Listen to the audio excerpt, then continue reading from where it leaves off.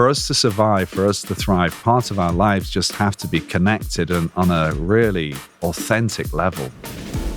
Today's going to be a little bit different, a wee bit unique, and that's because my guest is unique. His name is John Pearson, and John has the very interesting distinction of being the original male supermodel. For me, I always knew that if you had a good time and you really engaged with somebody, if you do that with genuine integrity, that transmits to the person who's looking at that picture. He's a guy who pioneered the male modeling profession. He was the most sought-after male model throughout the 90s. And he was also the male face of George Michael's iconic Freedom music video, which was directed by a young David Fincher. And actually, I went into George's trailer to rehearse the song, and he actually forgot the words. And I did the orange in one peel and chucked it, and it landed perfectly, all in one. So I knew I was on the right track. Yeah. But it's important that you guys know that John is a friend. He's a kind, beautiful, and wise soul. And he's here today, not so much because of his past, although that is, of course, fascinating. He's lived a very unique life, and we do go into it, but really more because of how he lives today. And I think if it's a negative habit, I think you have to challenge that at some point, because otherwise you're going to be in the same rut over and over and over again. And I just really wanted to have a bit of control over my life.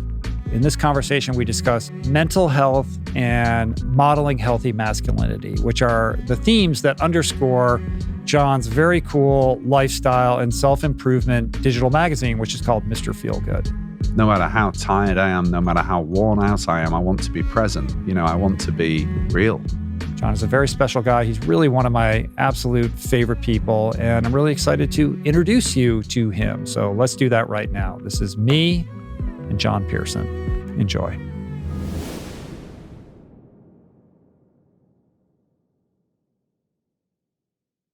I'm delighted to have you here.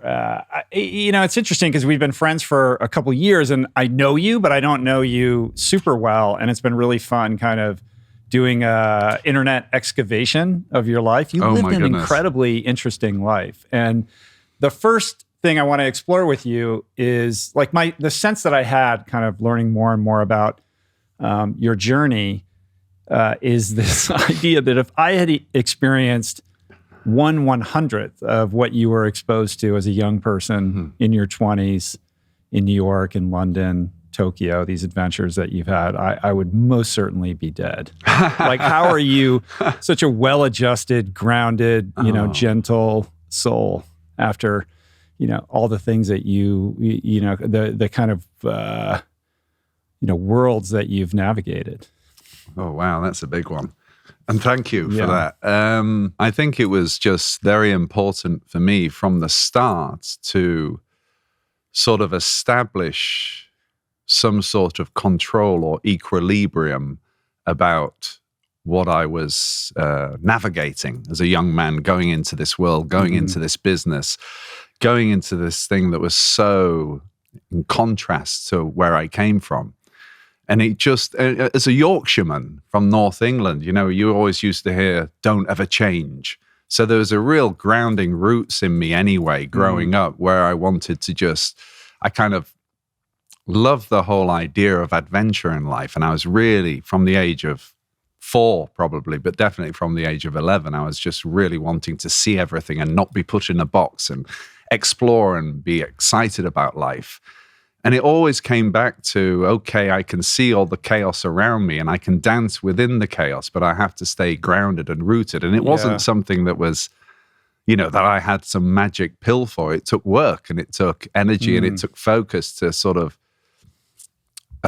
determine what kept me grounded. And at times, it was pretty major during the 80s and the 90s when I'm traveling and working nonstop, twice to Europe in a week, working both times. And that went on for years, just to keep your head. Right. Yeah. It sounds as if there was some sort of self-defense mechanism inside of you that put up some guardrails. Because I imagine that you've seen quite a bit of carnage. I mean, that period in the 80s and, late 80s, New York City, the worlds that you were in. I mean, there's got to be like a lot of dead friends in your wake as a result of kind of lifestyle that was happening. Yeah, they have.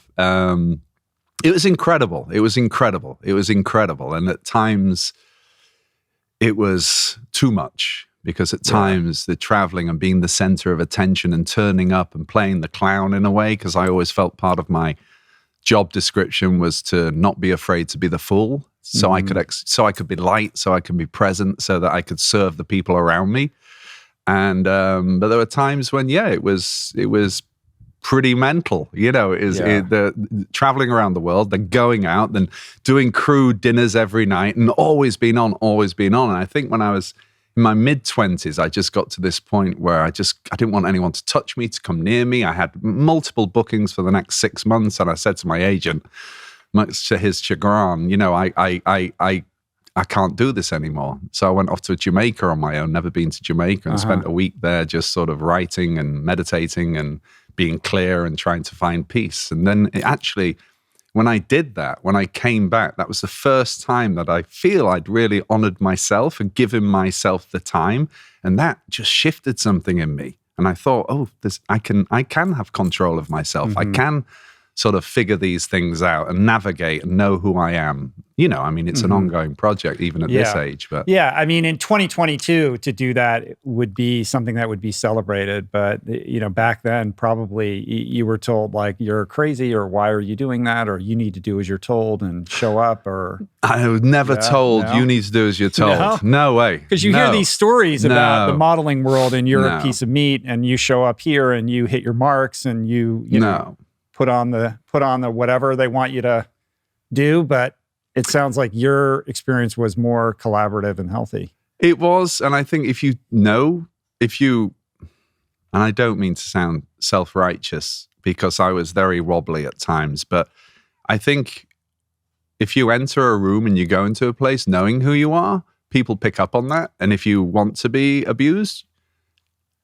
it can happen. But for me, I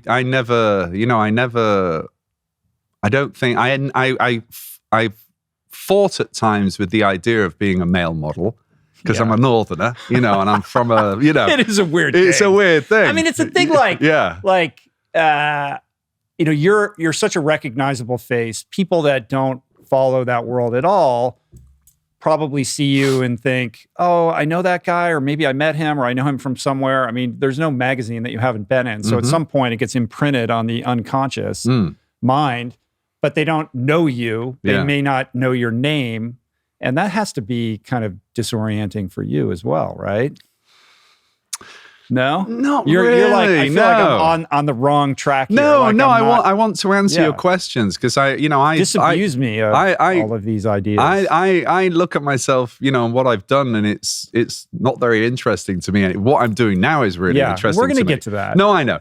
But no, I'm trying to think. I saw a lot of carnage. I saw a lot of behavior that wasn't great. But I always naturally was empathetic, and I was sort of brought up to stand up for people and stand up for myself. So I never really was chasing conflict, but I wanted to just make the day, which I do to this day, the best day it could be. And I was working too hard. And I had fun, and all my friends were the DJs in New York, so I'd come back to New York. I always had the best place to go to. I was in the DJ booth. I saw all that. I enjoyed all that. But I also had to get up the next day, and I've always had this sense of responsibility and a work ethic, because I'm a working class boy from Yorkshire, to get there and do the best I can in the day with what I've got. So there was always a really grown-up kind of stoic, get to it, have a good attitude, and that's where you'll succeed. And I was really focused about having an interesting life. That's what it's been. But as far as your question, being just a pretty face and all those things, and feeling, I don't know, I didn't go to a great university or anything like that. I didn't have that education. I educated myself reading on books, going across the Atlantic and around the world for 25 years. That I kind of wrestled with that at times during my 20s, because I was trying to figure out what I really wanted to do, what my purpose in life was. And then, but I just found peace with it eventually. And I just thought, look, I'm really I can't swear, can I? I can, No, but anyway. you can. But I'm really fucking lucky and fortunate. Literally, what I wanted to do, I was coming home from a girlfriend's place on two buses on a Sunday night in rainy Yorkshire, and I saw this billboard of a couple, 2 guys, 2 girls in bikinis, sort of in trunks in the Seychelles, and I thought, oh, I want a bit of that life. And literally within a year, it started to happen, and I never thought it'd go to where it went, but it did. Yeah. So it's pretty amazing. I mean, you're in your 4th decade of doing this thing. Oh man, really?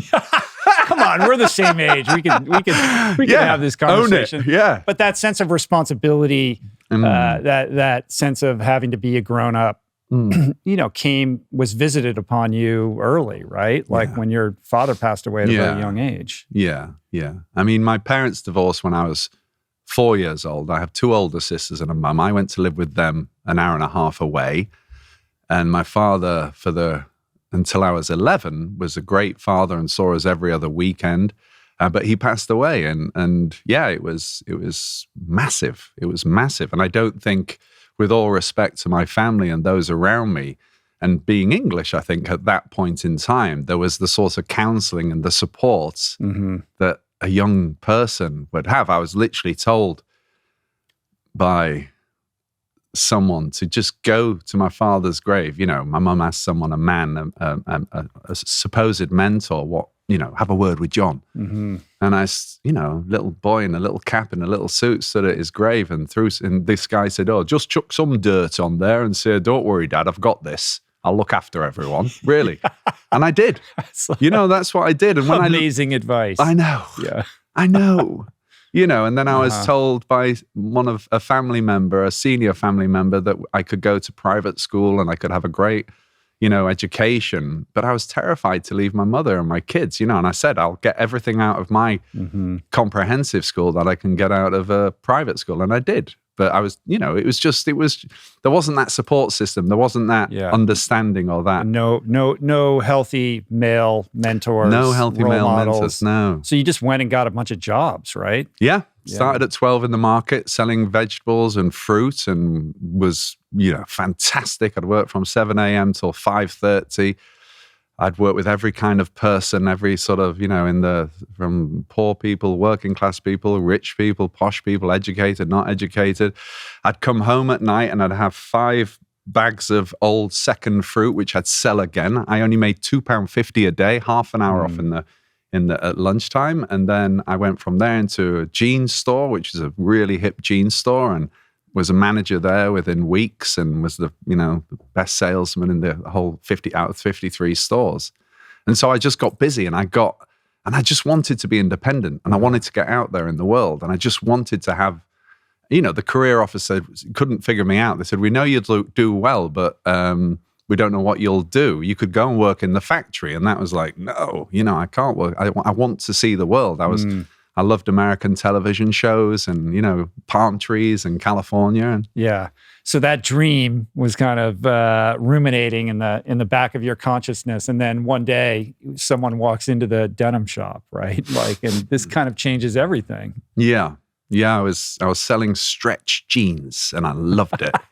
And this was the era. So this must have been like 83, I think. 83, so 84. Jordache and Brooke Shields. Yeah, exactly. Yeah. We remember it well. We could see the formative years. Yeah, they were. So I was having a great time. And a guy came in and sort of said, hey, I'd like to take pictures of you. And at first I was a bit, what's this? A little bit suspicious, but then I thought, let's have a go. And I was mad about sort of James Dean and Montgomery Clift and American Gregory Peck and all the movies. And as soon as I got on a set, and I took my sister with me actually, because I was a little bit nervous, my own clothes, and he just started shooting, and I just felt really at ease. And I felt like, I had that youthful sort of confidence and aspirations, and I just felt at ease, and I thought, oh, this is fun, this is good, I can make this happen, there's some joy in here, there's some energy. So And how long between that experience and everything kind of clicking into place in New York City? I think after that, my sister sent some pictures off to this magazine in London called Look Now, which was the the sort of, the teen bopper sort of magazine of the day. And they invited me down to London. I think I'd only been to London once before to see a play with my school. And I went down, got in a black taxi for the first time, went to North London, went in, and there were two extraordinarily beautiful French girls. And I brought my cassette tape with me of all my music, shoved it on, and had an amazing time, shot an editorial. Then I went back up to Yorkshire that night and carried on working. And then they called me back and said, would you come and do another magazine and another cover? So I went down, did that. And I wasn't even living in London then. I moved to London when I was 18. And again, I wanted to be an actor. I had no idea what would happen, but an agency took me on. I started working very quickly. I was like, okay, this is a bit weird. I didn't feel that I looked like the male models that I'd seen in, Vogue and everything else. I felt like a bit of a scruffy outsider. And then things started to happen. And then I went to Japan. I made a bit of money. I had an extraordinary experience in 86. And then the idea was to come to New York. And on November the 4th, 1986, I flew to New York with a great buddy of mine. And about 2 days later, it just started to happen. I did the cover of Self with Uma Thurman. I went in my first limousine. I met Cindy Crawford for the first time. She just arrived from Chicago. I couldn't believe it. Yeah. And it just steamrolled. And I really thought that it was just going to be, a couple of months and this is fun and I'll wait tables and I'll be an actor and get into the actor's studio. And it just started and it just was perpetual. And it just, I in those days as well, you could book a client and you'd have them, twice a year or 4 times a year for 6 or 7 years. So you really became, it was before actors started going on the front and celebrities started going on the front of magazines. So it was just this, exponential, immediate growth that happened. And it sort of took me by surprise, but I thought, right, I'm going to make the most of this. Yeah. I mean, it was also like a timing thing because this was all occurring at the very beginning of this whole supermodel, kind of obsession where culture, like the whole supermodel thing, right? Like wasn't a thing until like when did that start? I mean, you were there, right? When the genesis of that. Yeah. And it was this intersection of like music, rock and roll, culture, fashion, and the kind of glossy magazine era. I mean, magazine, like it's just not what it was back then. Yeah. Like it was a big deal, right? Yeah. And all of that was kind of happening, at the same time. It was like this perfect storm, and New York seemed to be like the place where that was occurring. And then there you were. Yeah.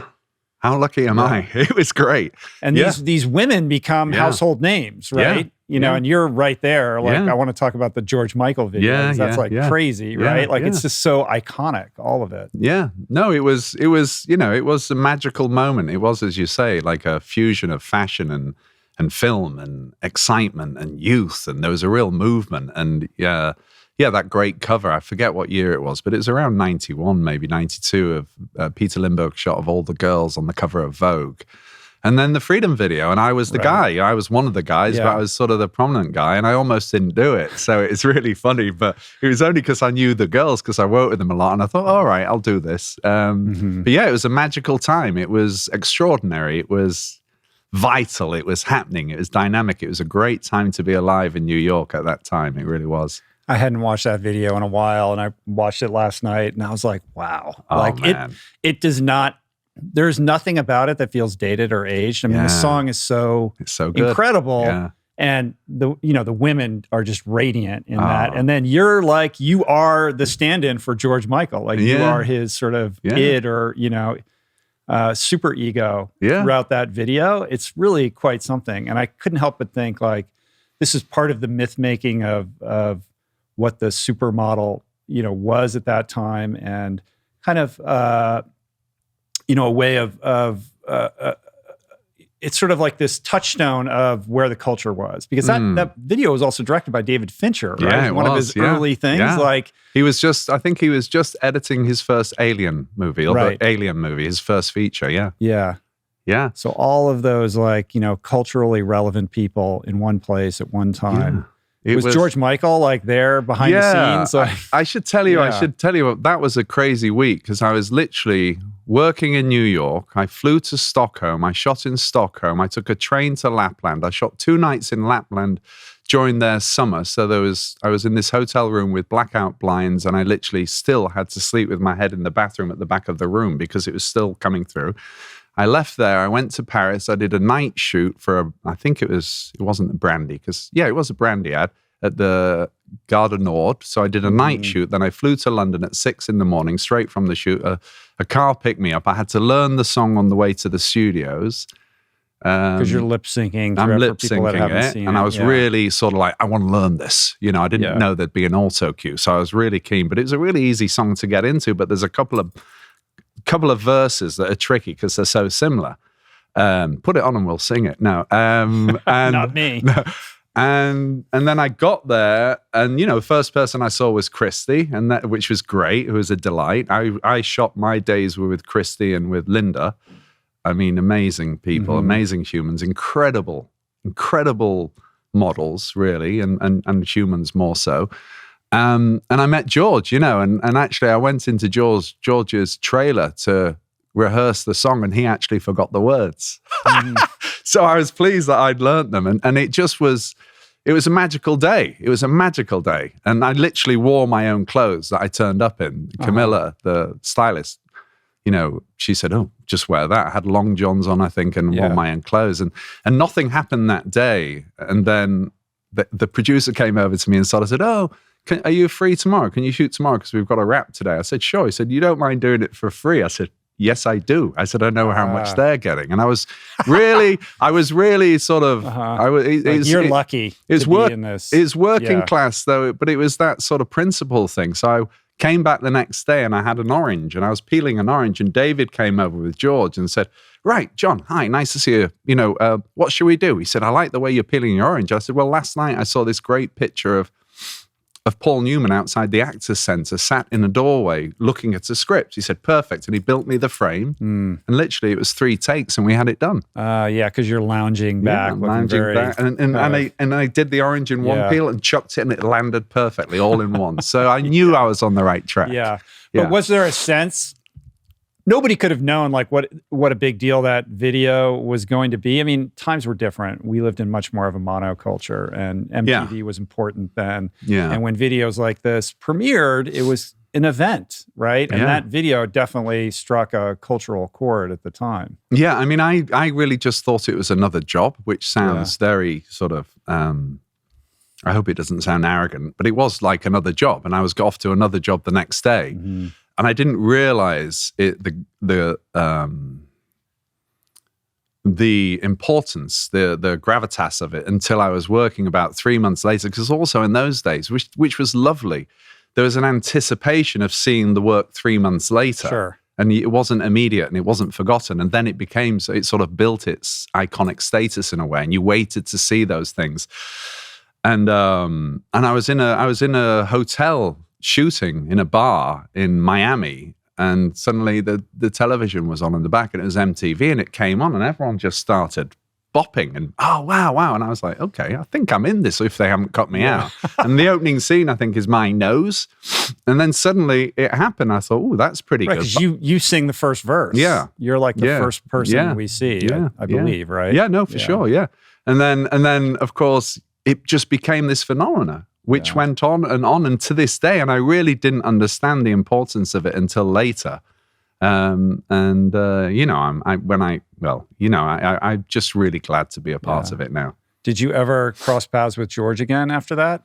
I saw him once in the Ivy, and he was absolutely lovely. And I wish I'd seen him more. He was such a talent. He was so extraordinary. Oh, that's the other thing. When I met him for the first time, I think it was just bravado. It's just boyish stuff. I went up, I said, "Oh, hello, George. I know you. I know all about you because our birthdays are 2 days apart, but you're 2 years older than me." That was the first line I said to him. And he kind of looked back at me like, who's this strange person? But then we just got on really well. He was very warm. He was into it, and he was just right there, and he really wanted to make a statement.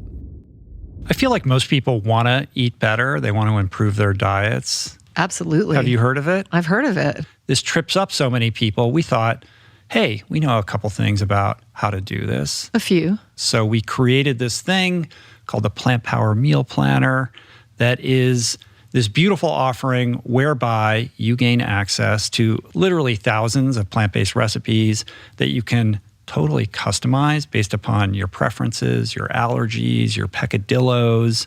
It integrates with grocery delivery, so all the ingredients that you need get shipped right to your door so you can make the stuff that you've pre-selected. And we all could use a little inspiration and support when preparing meals for our families in our busy lives. So we hope you join us no matter what your eating style is. We have our arms open wide, and we've saved you a space at our family table to join us in eating more healthy, vibrant, plant-based meals. And if you're looking for the perfect holiday gift for a loved one, right now, for a limited time, we're offering $20 off meal planner gift cards through December 15th. Visit meals.richroll.com to claim the offer. Again, for $20 off meal planner gift cards from now until December 15th, visit meals.richroll.com. Over the course of your career, you've worked with essentially every great photographer.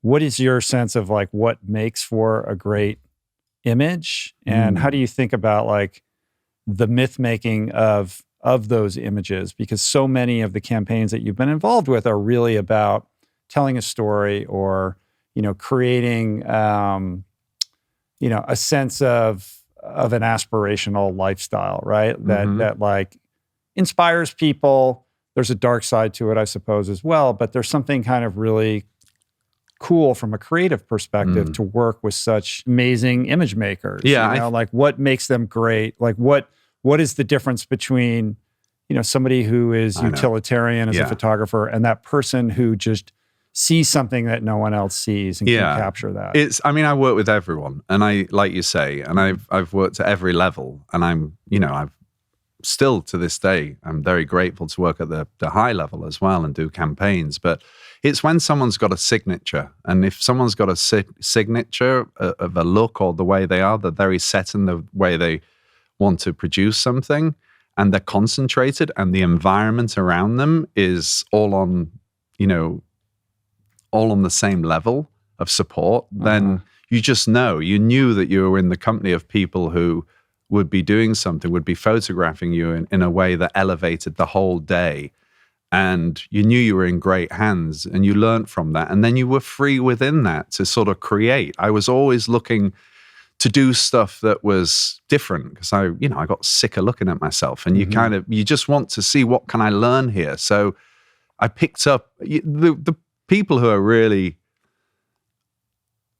amazing are the people that are concentrated, and they really love what they do, and they have a signature which sort of separates them from the mass, and they are sincere with that, and I just immediately think of Peter Lindbergh, who was extraordinary. He had such joy, and he loved what he did, and he worked hard, and he put everything into it, but he ran a set that was all focused on us all having a wonderful time and also getting the great image that would stand the test of time. And they do, and they will. All his pictures are amazing. Yeah. And there's a few people like that. And we had great art directors. Fabian Baron, was extraordinary, and Trey Laird, and I worked with them on multiple campaigns and editorials. And they were characters, and they really knew what they wanted, and they were ahead of the day. They were the pioneers. And so you just soak it all up, and you learn to read a room. That's what you do. You learn to read a room, and you learn to, if there's, I'm very sensitive to people,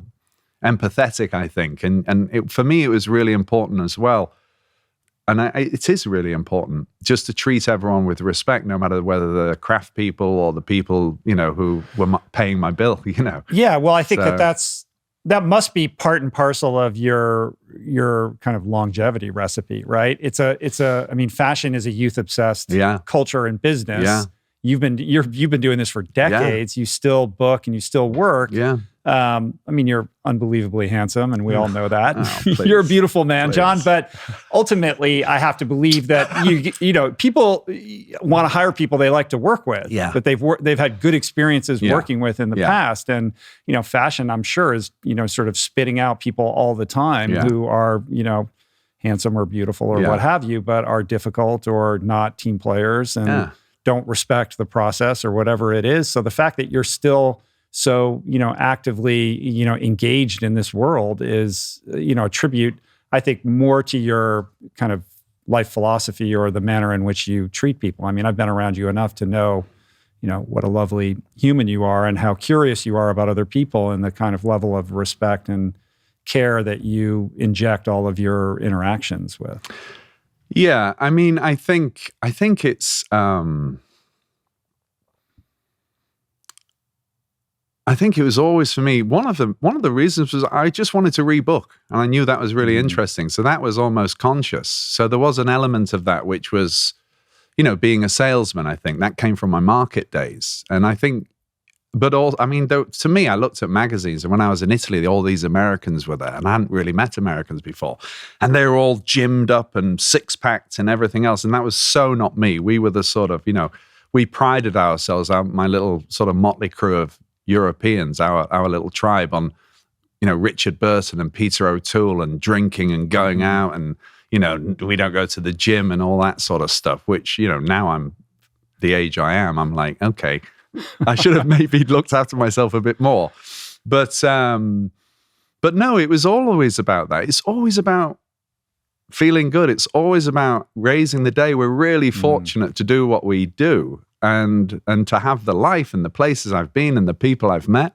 And it was just, well, I've got to have a good attitude with that. There's always going to be better looking. There's always going to be someone new on the block. But for me, it was always about connecting with the people on more than just the superficial level. I wanted to really engage. I am naturally curious in people's stories. So, I'm just grateful that I'm here. I literally went from a young stud to a granddad, I've done it all. And it's kind of ridiculous, and I can't believe it. I'm still here doing it occasionally, but I really have a lot of joy in doing it now because I can help the young kids and I can tell the stories, and it's different, of course, but you can it's just great. I feel it's great to be involved in a collaborative, creative pursuit. And I think everyone who comes into that circle should be respected and should be given sort of, given time and attention. I think we all have a good time. Yeah. Everyone's going to remember it. And you remember those moments 20 years later, someone will come up to me and say, oh, thank you. You gave me this advice and it really helped. And I can't remember it.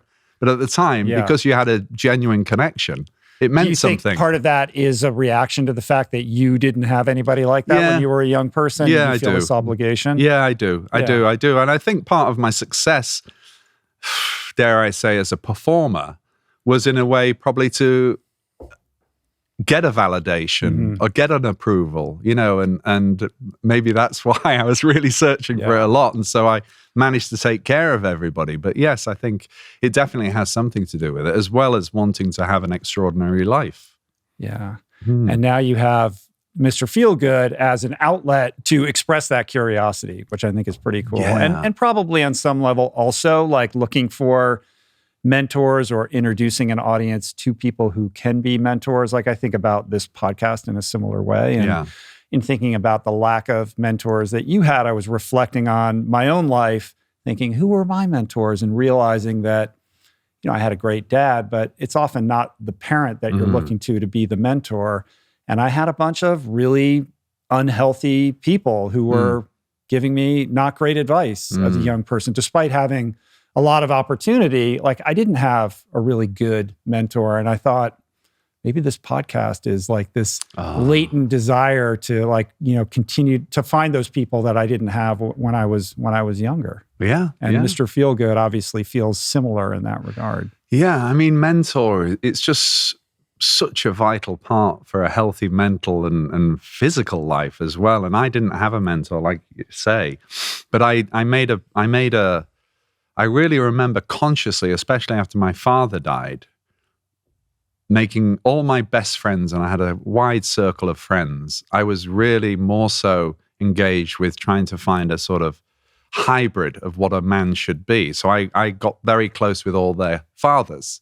And they were all amazing. Someone taught me about humor. Someone taught me about, being professional, about dress, how you presented yourself. Someone, made me want to read. So I sort of picked out this, made this sort of imaginary, not perfect man, but a pretty good man to navigate life from that. And that was extraordinary. But at the same time, there was a sort of, I was dealing with this grief of losing a parent without any kind of support. And so I didn't want to infringe on my friends' relationships with their dads as well, but the Mr. Feelgood is really it's a culmination born out of sort of not being able to travel anymore, knowing all these people and having all these adventures and really being interested in people and in, ways of thinking and of ways of living and making money and everything else.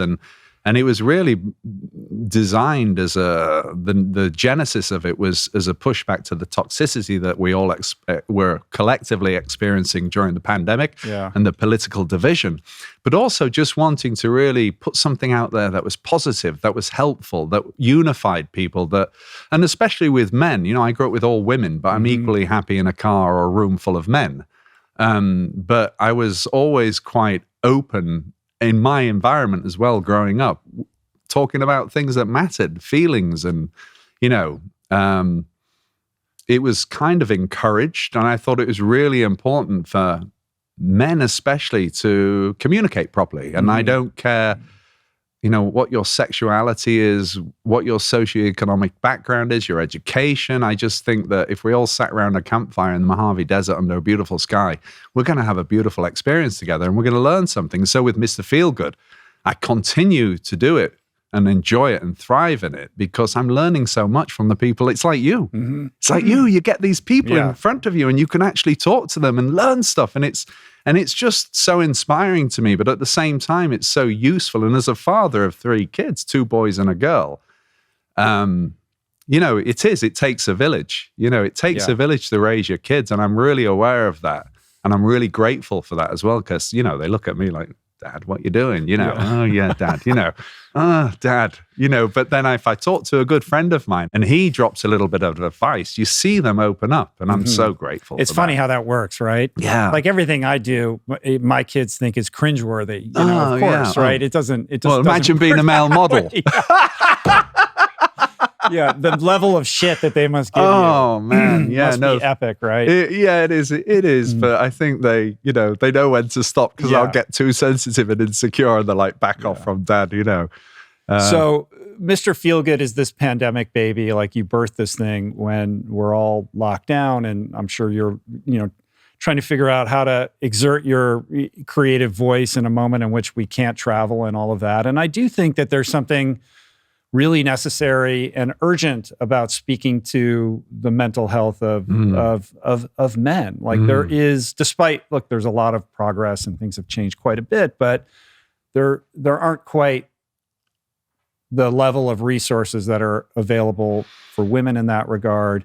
And I'm not sure there really is that sense of permissiveness that is required for men to engage in a vulnerable and real way with what we've sort of been taught our whole lives to kind of repress. Like that advice to, look at your dad's tombstone and just push it down and move along. Like that is still probably the reigning paradigm when it comes to men and mental health. And if there's anything, that I'm trying to speak to, it's kind of upending that paradigm. And that feels very much at the heart of what you're, attempting to do as well. Yeah. I mean, it's what you do. It's what I do. It's, there's some great people out there doing it. And I think it's vital work for us all to sort of own every aspect of ourselves and try and deal with it. So yeah, no, absolutely. Yeah.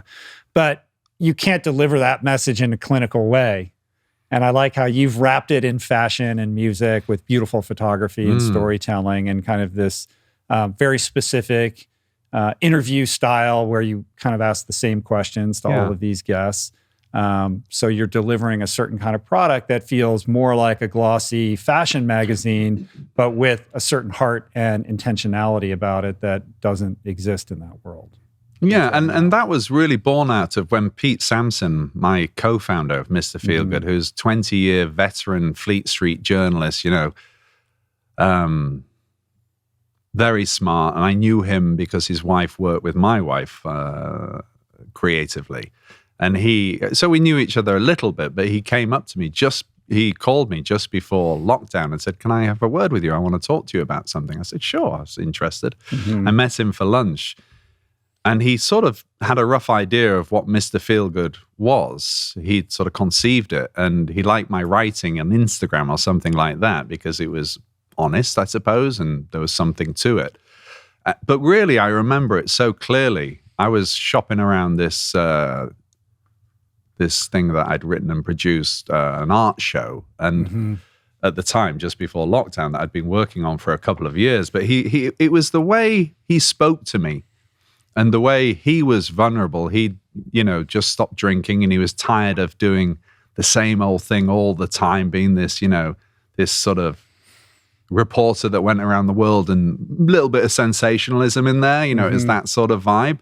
And he was so honest when he talked to me, when he sat opposite me. He was so open and he was vulnerable. And he was not a guy, usually I'd see him at airports and we'd, smoking cigarettes, having a drink at the bar.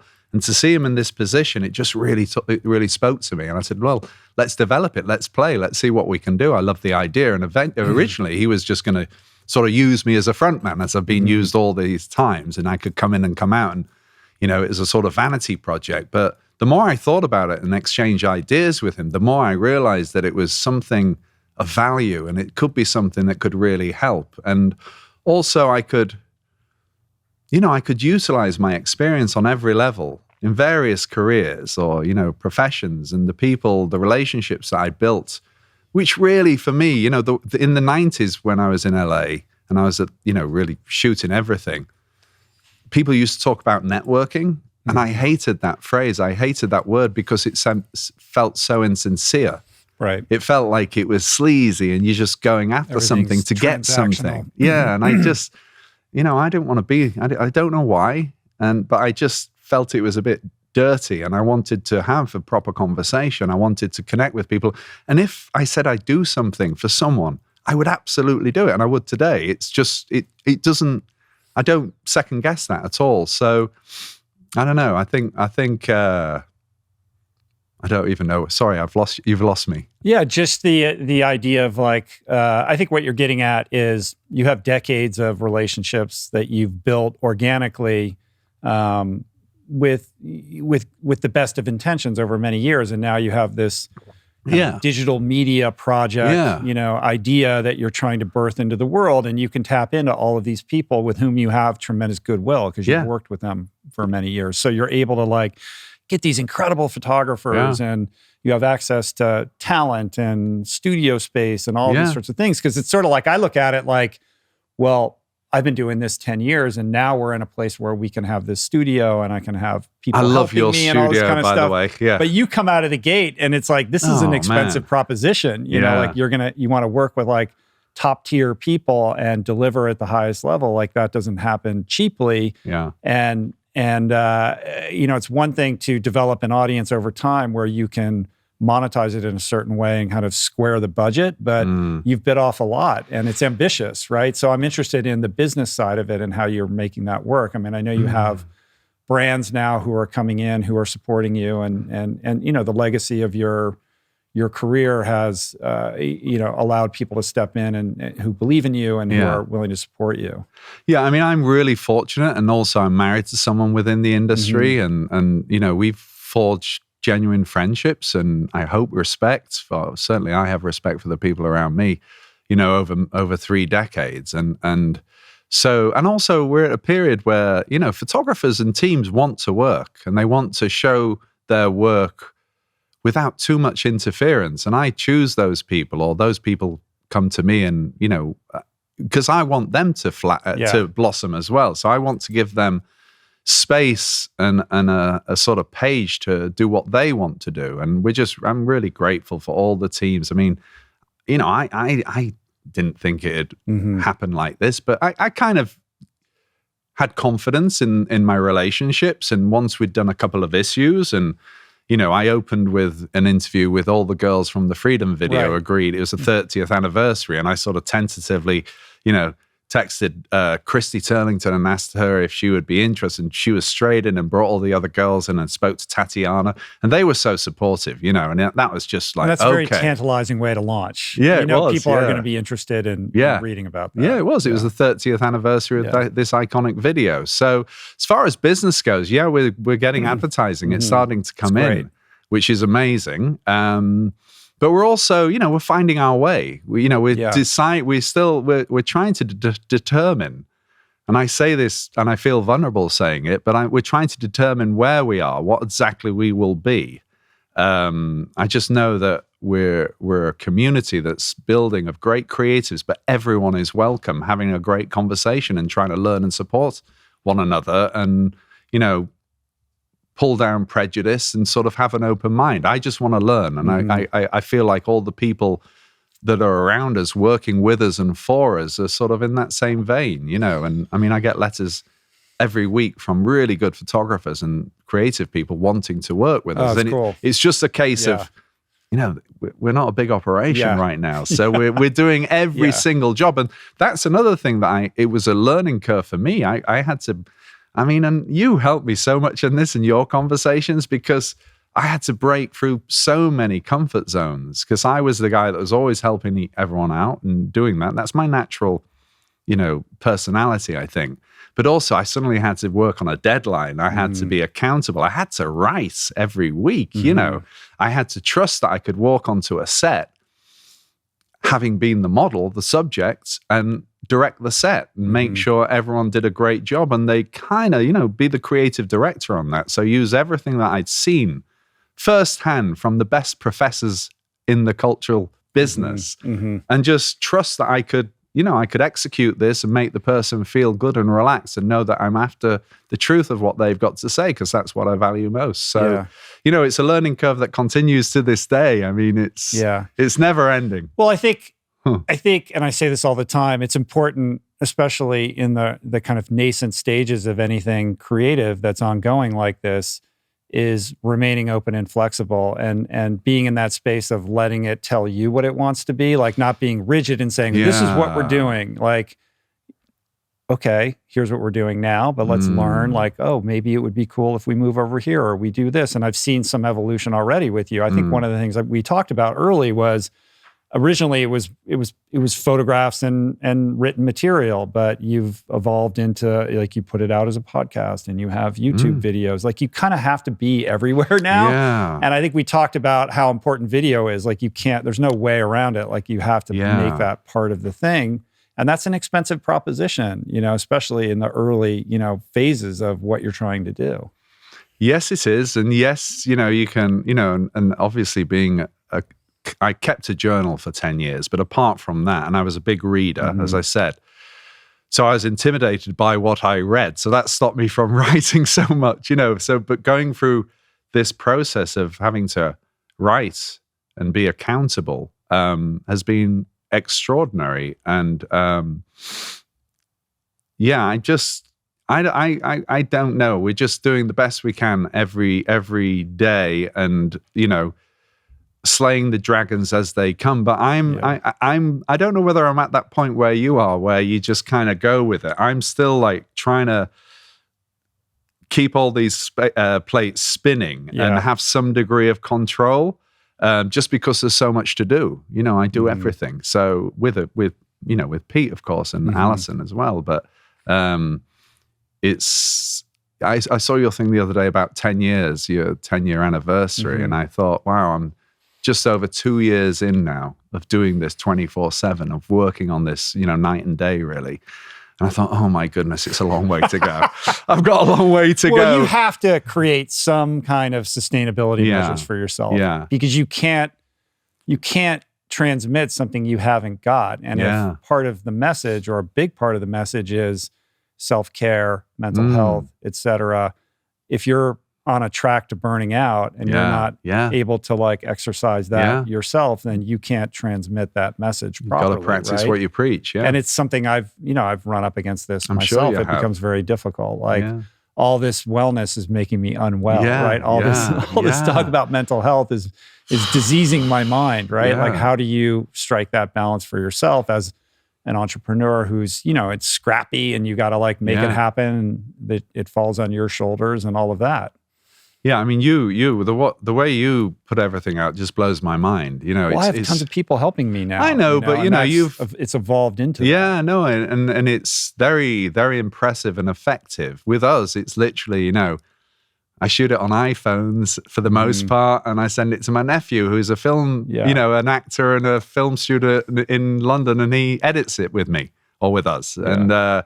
It's very scrappy, as you know, because I interviewed you. It was one iPhone then, and I still haven't gotten around to edit that yet. But I understand the value. So the value of, I was writing these tomes to my interviews at the beginning. And, Pete's sort of saying, John, 15,000 words is a bit too many. Let's bring it down to 1,500 or 3,000. And I was so protective because it was really important for me to get the essence of the human being. And Pete's a lot more, thank goodness. He's a great editor, and he's pragmatic and he's factual and he's to the point. Whereas I'm really a bit more, I don't know, emotional, and I feel I need to connect with the human being, and I feel a great responsibility to the people that I interview, as well as I'm sure you do. Yeah. And so video is a way, I think it's just of the zeitgeist now. It's of the movement. People get their information that way. So we're working on that now and improving that, and it's just a question of time and being able to do everything, and at the same time bring up a family and provide for yourself and just crack on, Yeah. So I'm learning as I go. I really am one foot in front of the other, trying to keep calm at many times, trying to learn how to deal in that, look after myself within the chaos, which is challenging. It really is challenging. So, but like you say, you've got to be well to really, with integrity, speak about wellness and hope to help other people. Right? Yeah. I mean, for sure.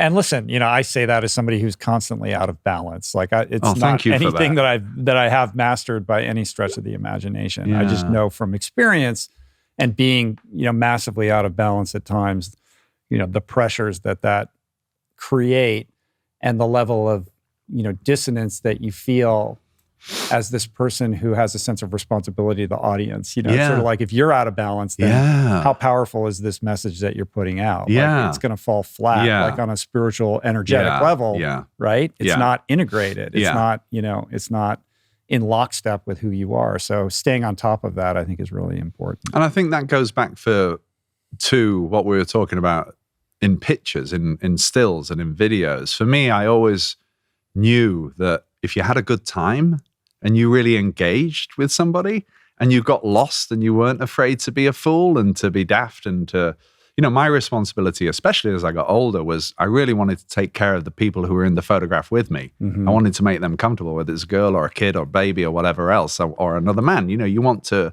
and I think if you do that properly and you do that with genuine integrity, that transmits to the person who's looking at that picture. And that's just the way it is. And so, I always want to, no matter how tired I am, no matter how worn out I am, I want to be present. I want to be real. Yeah.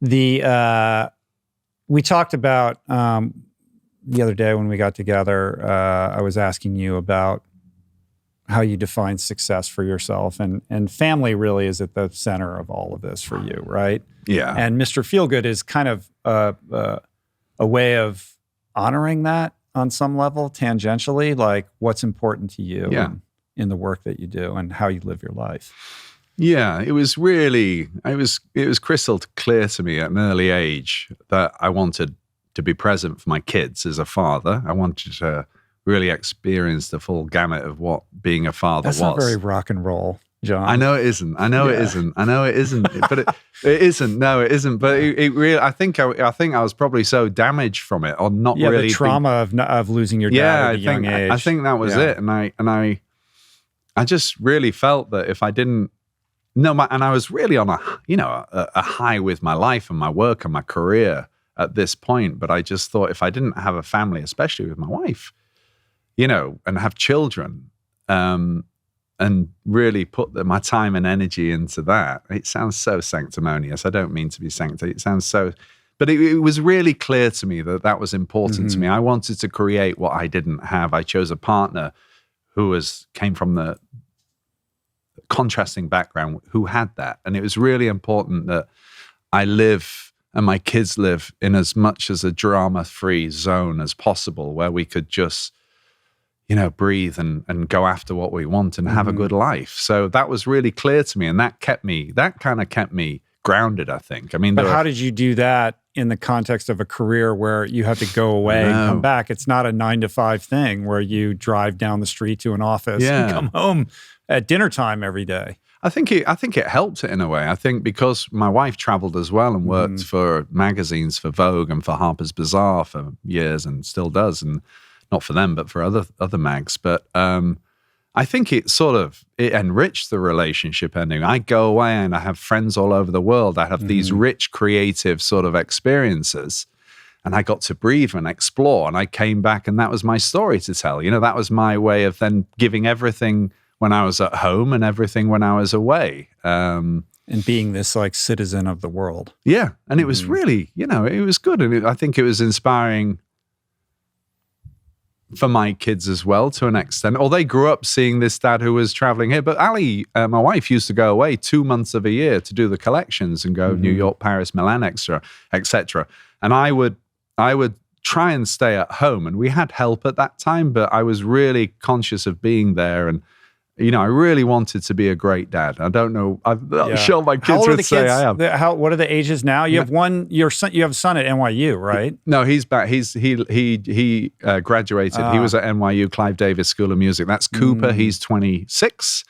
Elliot's 23. And Marley is in New York. She's the only one away, and she's 19. Wow. So and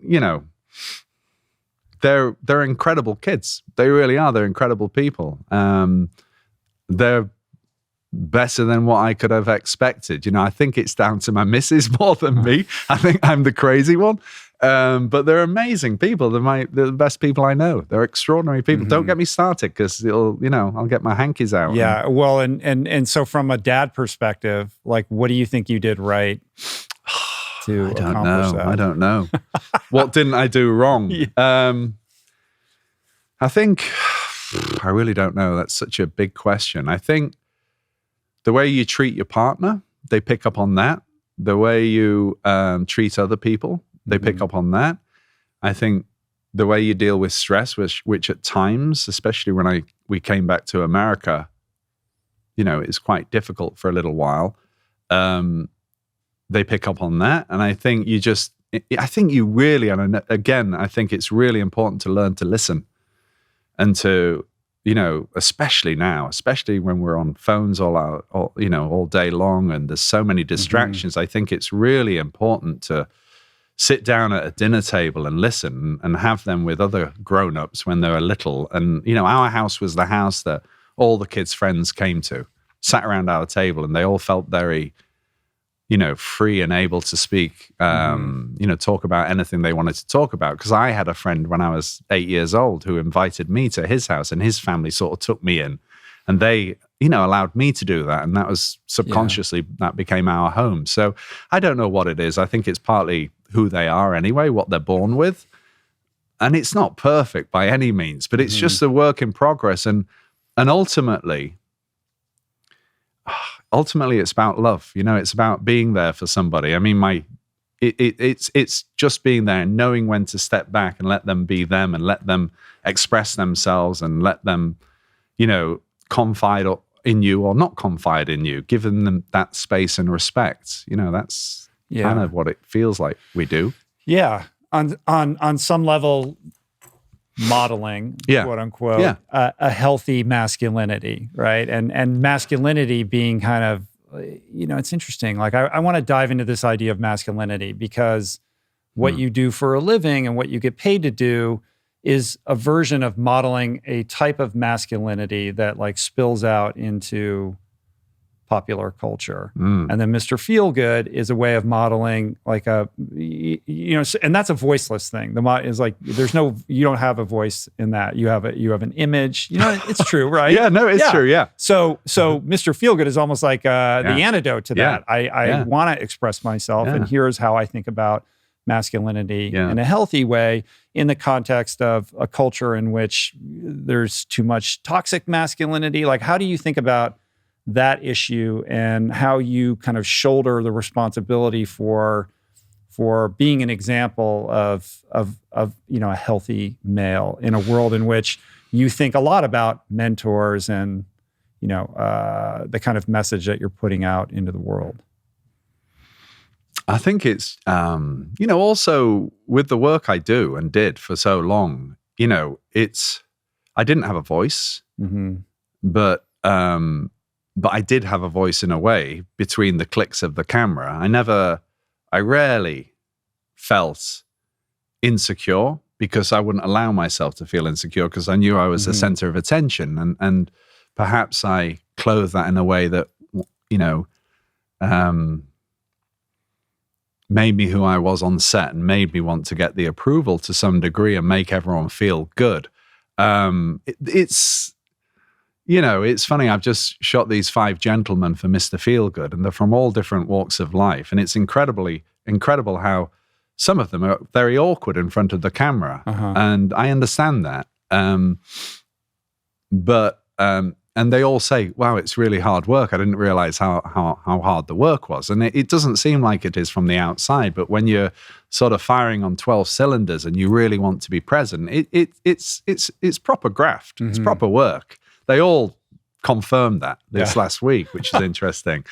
But yes, I mean, Mr. Feelgood really was a vehicle for me to use what I've learned and express and learn more about having a voice and having a purpose and doing something which has, foundations that hopefully will spill out and support other people who are feeling lost, especially men. We try and make it that it's not too woo-woo. We want it to be pragmatic. We want to, at the moment, we're gratefully, interviewing the fantastic actors, but I really want to, I'm really interested in talking to people who aren't famous. Everyone's got a story, and I just think it's really important to have a conversation that's... Yeah, you have an eclectic mix of people. Like you had Scott Galloway on, who obviously, cares a lot about these issues with respect to young males and kind of what's happening. And even, the architect who built Niccolo. What is that? BB, like that architecture he built, like Binny shells. Yeah, right. Robert Downey Jr. Yeah. And it's a sustainable building material. Amazing. That's very cool. Amazing men. Amazing. Yeah, and they, so I'm trying to get broader in that, and I want more wellness. And how do you make that selection or curate that experience? DMing that's something people? I think about as well. Like when you're thinking who can I get or who should I get? Like I just know. In the evolution of this show, it went from me begging, borrowing, and stealing just to convince anybody to sit down with me to now thinking more about it's not like who wants to do it or who I can get. It's like who's the right person. Yeah, of course. Yeah. Well, for me, it's, at the beginning, it was just who I knew.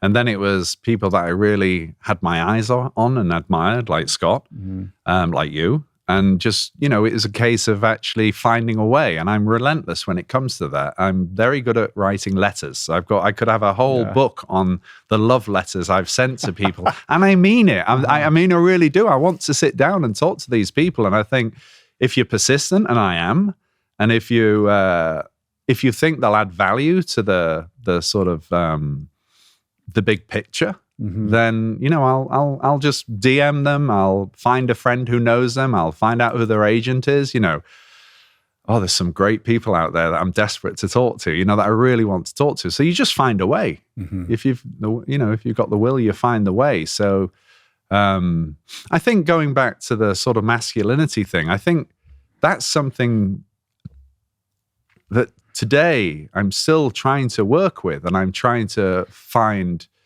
You can't be all things to all people, but I'm trying to find ways that I can expose or not expose. I can celebrate, I like to say, that help me and that thus help the audience at Mr. Feelgood. So I'm really looking to have those conversations and to learn. I want to learn. You know, my mum's 88. She's relentlessly curious. So she really is, you know, and I've inherited that. And I just, there's so much out there and there's so much I don't know. I really don't know. And I'm trying to figure out the best way to live with the most amount of peace, of love, and a growing kind of satisfaction that we're actually doing something of value. Yeah. Does that make sense? Yeah, for sure. You know, look, we're of a certain age. We're Gen X guys, right? And when I think about, yeah, right? That's fucking cool. It is cool. Right? Yeah, man. Yeah. For sure But is now. It's very not Gen X to be, you know, kind of vulnerable and wear your emotions on your sleeve, which is, you know, kind of what I do. Like, you know, to be Gen X is to be disaffected and to be ironic and all of that.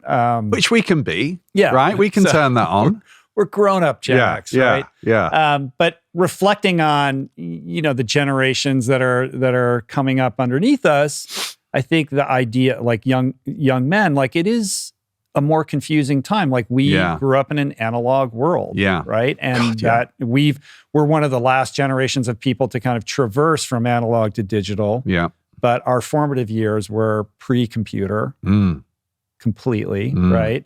And now I think we're in a confusing state for a lot of men where there's expectations for them to, you know, be strong, be the provide, like to kind of like inhabit the traditional sense of what it is to be masculine, and yet also to be the sensitive person, the person who goes to all the, you know, school events, you know, on the on weekdays at 2:00 in the afternoon, or and who, you know, is caring and like somebody who has to fire on all cylinders, right? And there's an expectation level that I think is difficult for, you know, anybody to live up to, essentially. And when you kind of step down into even the younger generations who are dealing with, you know, how to date, and that's all digital now with these apps and all that kind of stuff. And, you know, this is something Scott Galloway talks quite a bit about. Like, I think it's really hard, right? And you know, we're at a certain age where we don't have direct experience with those sorts of things. So how do you think about, you know, lending a hand or being a mentor or communicating helpful information to that person who is trying to navigate, you know, all of those landmines? It's tough.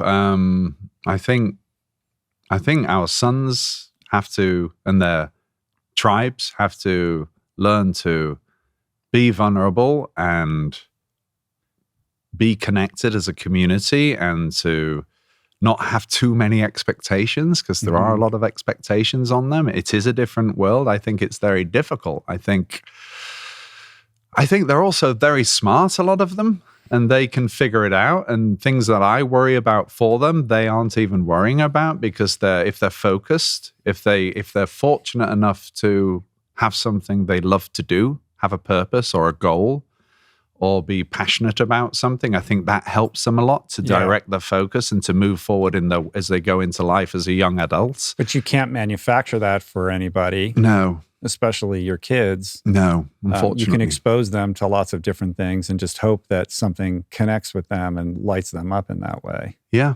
it's true. I mean, it's a work in progress, you know, and it's I think all we try and do is be open, but provide a safe space where they can explore those kind of feelings and worries, and advise them on what we know and what we've experienced in an ever-changing world, where they can then sort of bespoke it if they're able. And all my kids, personally, our kids are, you know, they're the greatest, really one of the greatest things of my life is that my kids know who they are.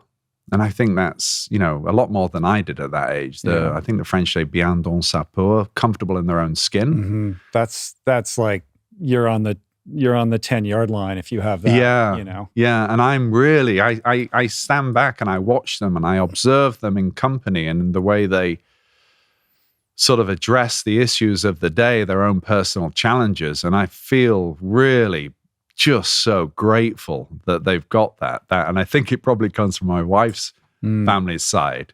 But I think that's a marvelous thing. That's a real blessing. I think it's tough out there. I really think it's tough out there. And I by no means have an answer for you that's eloquent or rooted for you yet, in all honesty. But I also want to engage, and as we grow younger people into Mr. Feelgood, I want to bring them into the sort of fold and have them write for me. And a couple of them do already. And just sort of the idea of sitting around a table with these kids, 12 men. I want you to do this with me at some point, but 12 really interesting men who can sit around and we can talk and we can listen. And I think community, when you build community, and especially of men, I think that's a really powerful thing. I think to sit and to be listened and to be heard is a really powerful thing, and especially in a circle of men who are trying to do the right thing, who are trying to calibrate this ever-changing sort of world. I think that's really vital. But I certainly don't have the answers, but I'm determined to try and help and contribute in some way. Yeah, I mean, vital's the right word. I mean, I've been lucky enough to be parts of groups like that, through recovery and also through other therapeutic modalities, and it's been absolutely transformative for me. That's amazing. But I'm also aware that it's not the experience of most people, most men, right? And I think a lot of men suffer in silence. Yeah. And they just carry on and push it all down until something one day, breaks or explodes. And I think that's the more typical experience. And to the extent that, there are solutions for people who are in that state, like I want to be participating in that, because I think it's chronic, honestly. And there is an epidemic of mental health disorders that, it's not unique to men, but I think there is something about men where it's not talked about to the extent that it should be, and getting help is not as permissive as it should be. And it should be. And we should all, we should take time to reach out to our community and put the effort and the energy into building these sort of creating these situations where we can all exchange, where, we can sort of feel safe to talk about. I mean, the whole vulnerable thing, that's a really sort of mysterious one for me. I know it's important and I know it's valuable, and I never really recognized my own acute vulnerability until I started doing Mr. Feelgood. I had episodes, but consistently being accountable and having to do this after having had an agent who just said, "This is the flight, this is how much." There you are, Yeah. And I'm still really curious about the whole vulnerable thing, and when to be restrained, when to be open, what value will that give the person I'm sitting with, and I still, my Yorkshire roots are like, no, man up, don't talk. Well, there's certainly, don't be soft, and all that stuff, but you won't survive. You won't survive. You'll be you'll self-medicate, you'll drink, you'll whatever your drug of choice is, or you'll just implode. Yeah. And you'll freak out and you'll do something stupid. And I think we have to change that. Maybe it's in education. Maybe it's having people like you and Scott, myself perhaps, going in and talking about this, actually delivering lessons on this sort of thing, actually going into the education system. And I do think, doing retreats with men is really good, young guys and older guys. And I think there's a lot to be said for taking sage advice from those who came before us, even though they lived in a more closed off sort of, or a more one-dimensional idea of masculinity. I was brought up to respect my elders. And I was lucky because when my parents divorced, I'd go and see my father, and he'd always do meals on wheels, and he'd take me around delivering food to the elderly. And most of these guys had just come out, and ladies had come out of the Second World War. They were the last. And it was fascinating to engage with their sort of stoicism and their dignity. And I think, I learned a lot about listening to people then. And I think we have to do something about it. I think we have to engage. I think we have to sort of join forces and,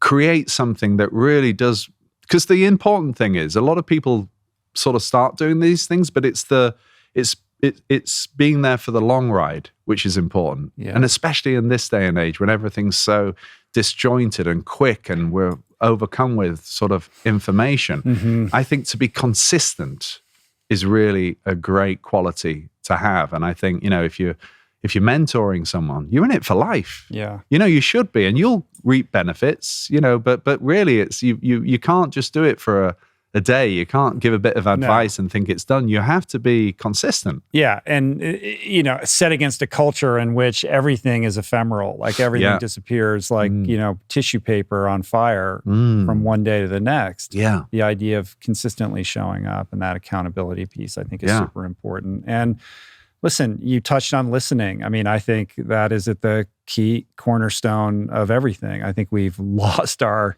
appreciation for listening. And I think we're seeing that in the denigration of the national conversation and our inability to kind of, sit with people who see the world differently from us as our information silos continue to separate increasingly. And it's a confusing time, right? And to the extent that being vulnerable is somehow curative, it's also important to, check your motivations behind that vulnerability, because there is something called performative vulnerability that we're seeing on social media. And I don't think that is helpful either. It's sort of like, what is helpful to somebody else in how I communicate from a place of honesty and integrity versus let me tell you some crazy story that is horrific and embarrassing for the purpose of just, shock value or, creating attention around yourself.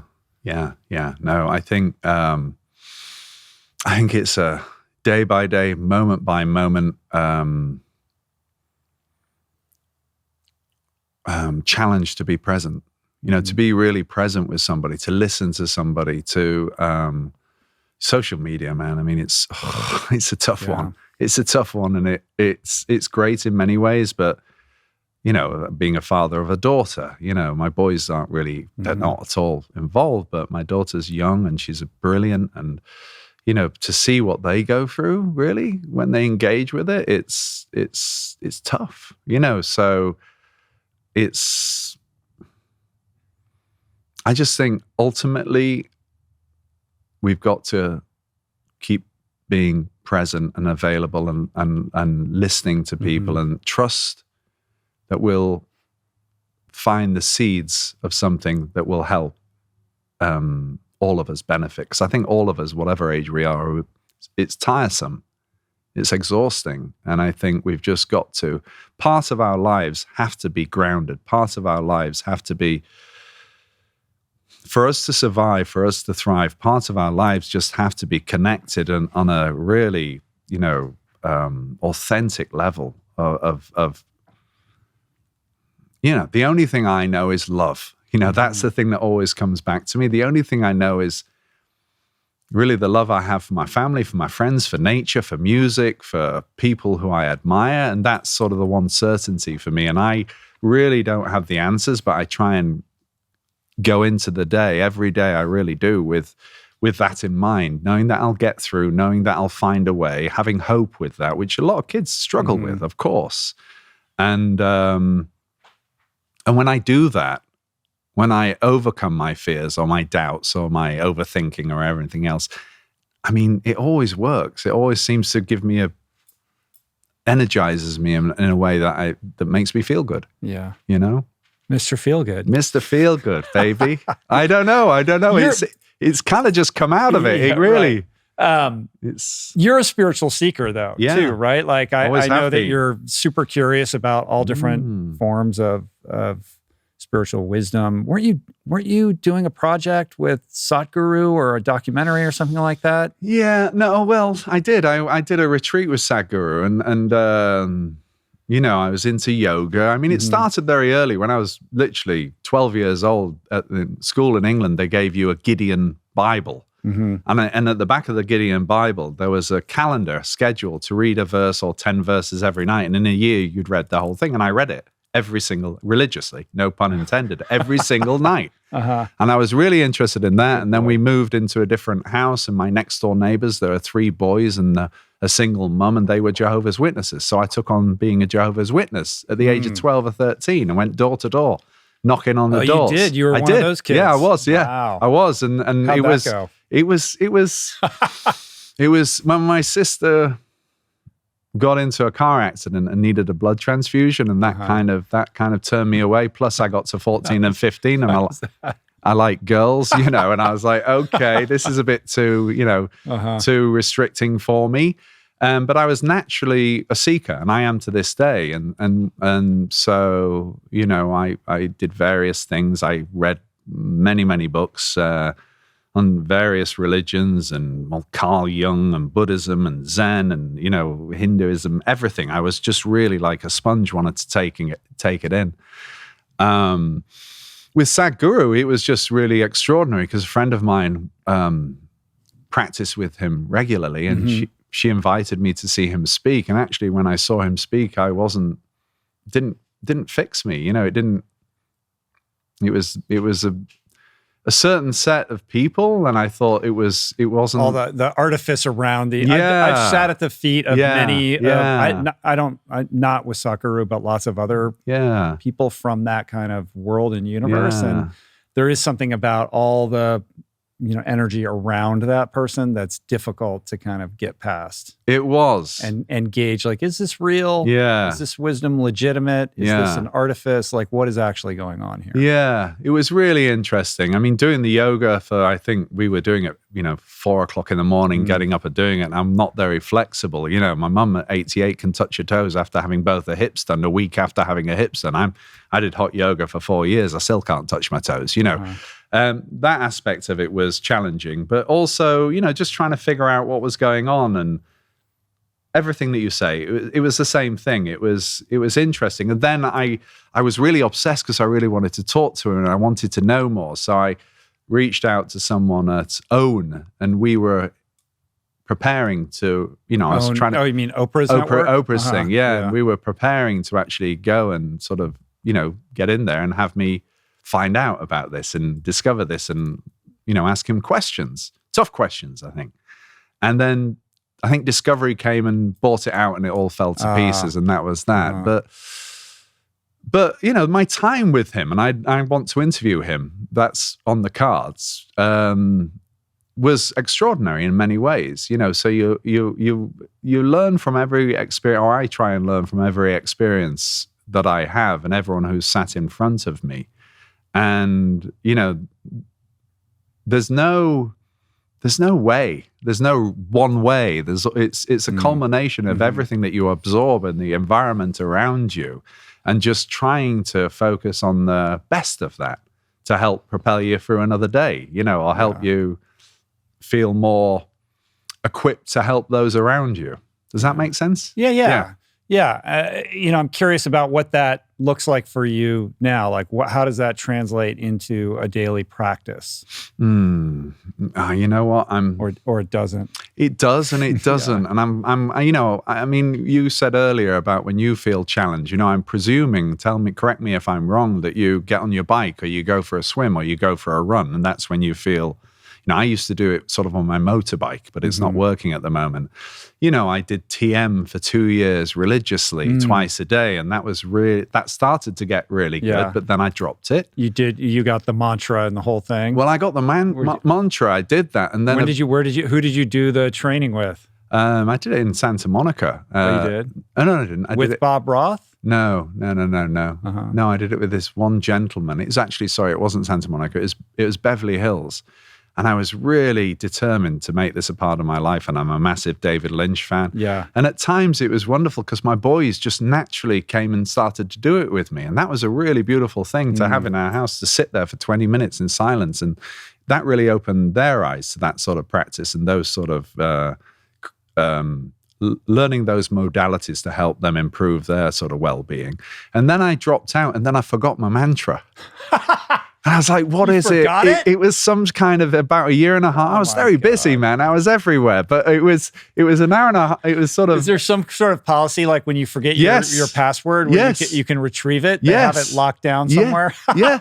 No. So that's what, so a sort of year passed and I thought, I've got to get back into this because I've got to carve myself some personal space every day because otherwise I'm a headless chicken, Yeah. And so, and I think it was a Sanskrit word, the original one, and you're not allowed to say which one it was, obviously. And so I went back to TM, I contacted them and I said, could you give me another mantra? They said, you have to find the original guy who initiated you. So I found the guy who eventually he'd moved out of LA, he'd gone down south and I drove there, sort of Long Beach way, and I went that way and we went in and he sort of renewed and we went through the whole thing again. And then he gave me a mantra and it wasn't Sanskrit at all. It was really rudimentary. It was like I'm not going to say, but it was a basic thing. And that made me realize that within that practice, it's really, the word is just there to bring you back. It's just a grounder. It's not got any magical properties. It's just a grounder, and that just works with the sort of neurochemistry of the way your brain works and fires. So, but again, I carried for a while and practiced for a while, and then life took over me, and so now I'm trying to, I'm ready to sort of get on that thing again, get on that. I want to. I mean, now literally I get up at 5 a.m. and I go and sit outside and I have an hour of quiet on my own and I write I'm just grateful. I just try and be grateful for my family, for a roof over my head, for food, for my children, for my friends. And, but I'd really, I need to, I do feel a longing to sort of have something that can be with me consistently forever. That sort of magic practice, or not magic practice, but again, it's owning the fact that you should look after yourself. You should look after yourself. You've got, even in the shower, I'm like, I'm 57 years old.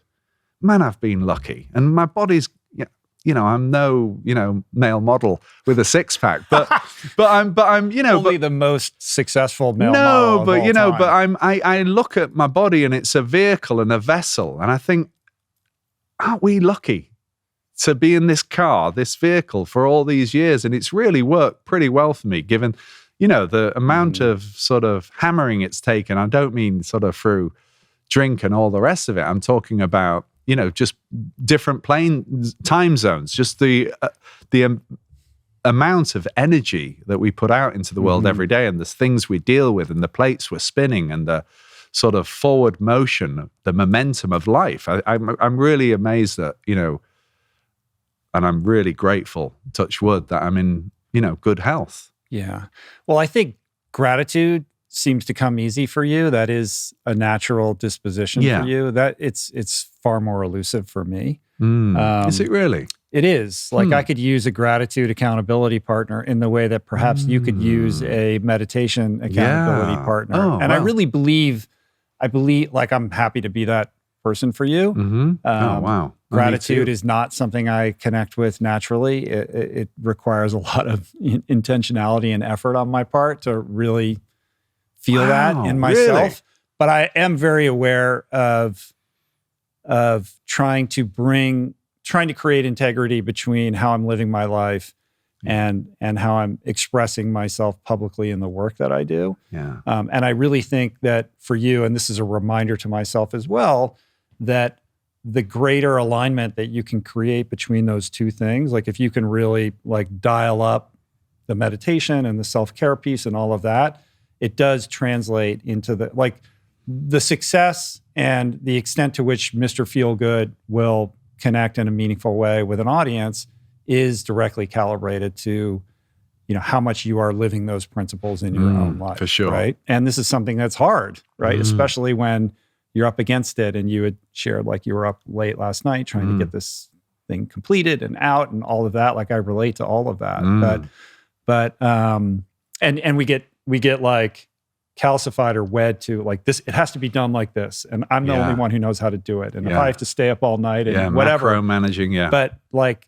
the magic is in the letting go and in the empowering of other people and in the like kind of the like prioritizing your self-care over like those little details that actually don't matter. Yeah. You know, it's tough. Yeah. Right? Yeah, it is. You see, for me, I'm so grateful for you. I really am. I'm so grateful for what you do in this world and the way you do it. And it you know, you've been an enormous sort of pioneer and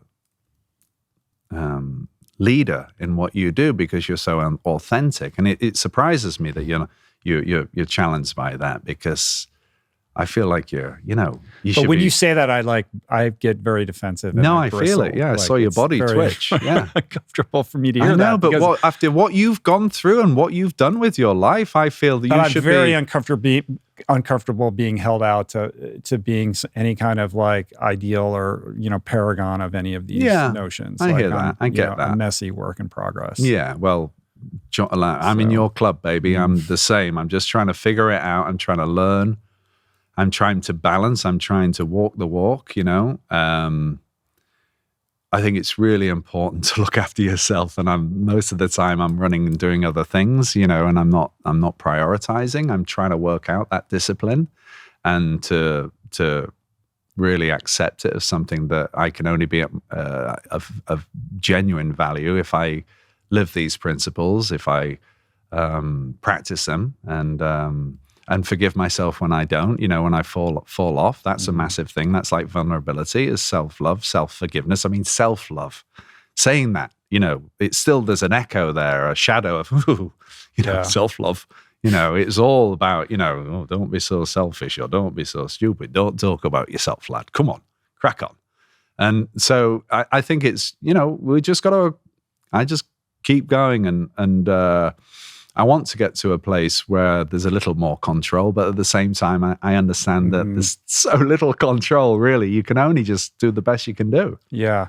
So how do you balance the ambitions that you have for yourself creatively, professionally with Mr. Feelgood versus like being really grateful in the present moment and freeing yourself or unshackling yourself from a desire or, a sense that it needs to be any different than it already is?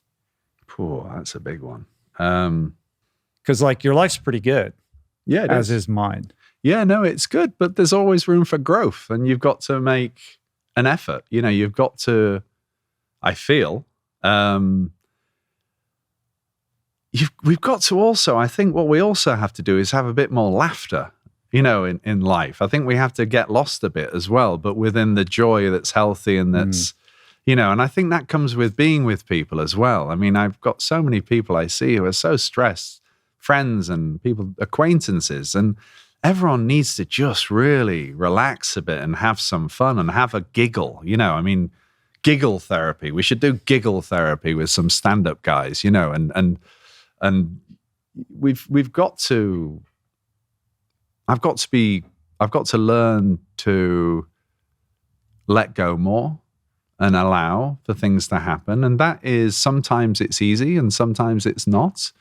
But when I do it, generally it's just energizing and it's brilliant. And you feel good the next day, you feel good about what you do. So it's a work in progress, a messy work in progress. And I've got no formula. At the moment, we're a startup, we're grafting, we're moving. Sometimes I question it, but I push through it because also I've got two other people that are working with this, me, and then this, we're an outlet for a lot of people in different countries now. And I think that's, you got to stay in the game and you've got to try and evolve in a way that becomes lean and more authentic and more of value. And I mean real value. I don't mean dollars and cents. I'm talking about the real value of the stuff that we all connect with and we're all looking for and we all need.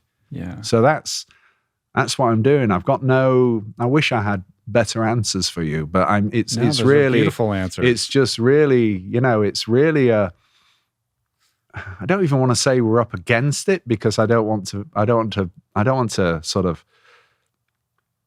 put it in that label on it, but because we're not, because we're here and we're lucky and we should be grateful because we've, we're not in the trenches. We're not in the trenches. We're out here living the best life we can, pursuing a dream and an ambition and an intention. And I think we should be really grateful just for that, and for fresh air, and for the ocean and all that sort of stuff.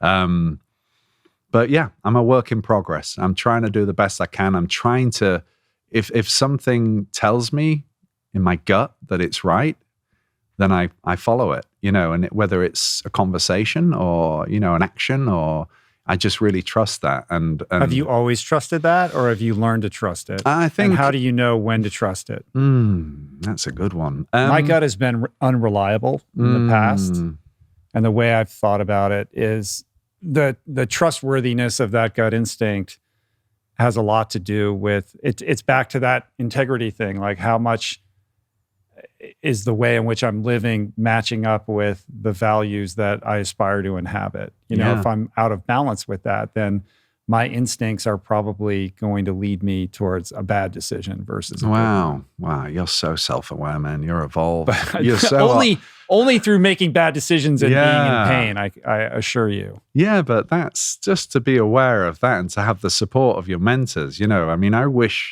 I would love to have mentors. I would love to be in that group of people that allow for every aspect of my character. You can. All you have to do is, drink yourself into oblivion and destroy your life first, and then you will be welcome in.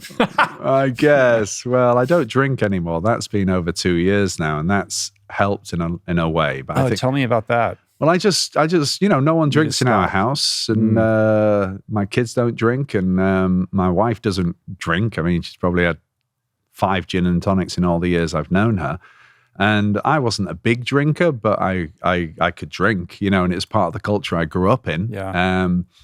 And then when we went into lockdown, I found myself drinking a bottle of wine on my own every night. And apart from the fact that it made me snore, and that was kind of pretty obnoxious, I think, for my wife, I just thought, I'll stop, I'll give it a couple of days. So, and I think also, in all honesty, I think I was grumpy, and I think I was probably insensitive when I drank, and I wasn't as jolly and life and soul as the party of perhaps I thought I was. And I realized it wasn't fair, especially when you're locked in, you're incubated in this small space, and we didn't know what was going on. So I stopped on the 14th of June, 2020, I think it was. And I thought I'll do it for a couple of days. And then it came to the weekend. And then 11 days later, it was, I think, I was coming up to a birthday, and I realized that I hadn't not drunk on my birthday for over 40 years. I thought, that's weird. So I got through that. And then I just sort of got into the rhythm of it, and I liked the idea that I had control over something, that benefited the whole family. And then when we started to open up, I went to a friend's house. We met, with distance and masks, and we met outside. And he has extraordinary wine and tequila. And he offered me both, and I sort of was about to. And then I pulled back and said, no, let me see, and it was fine. And since then it's been fine. And I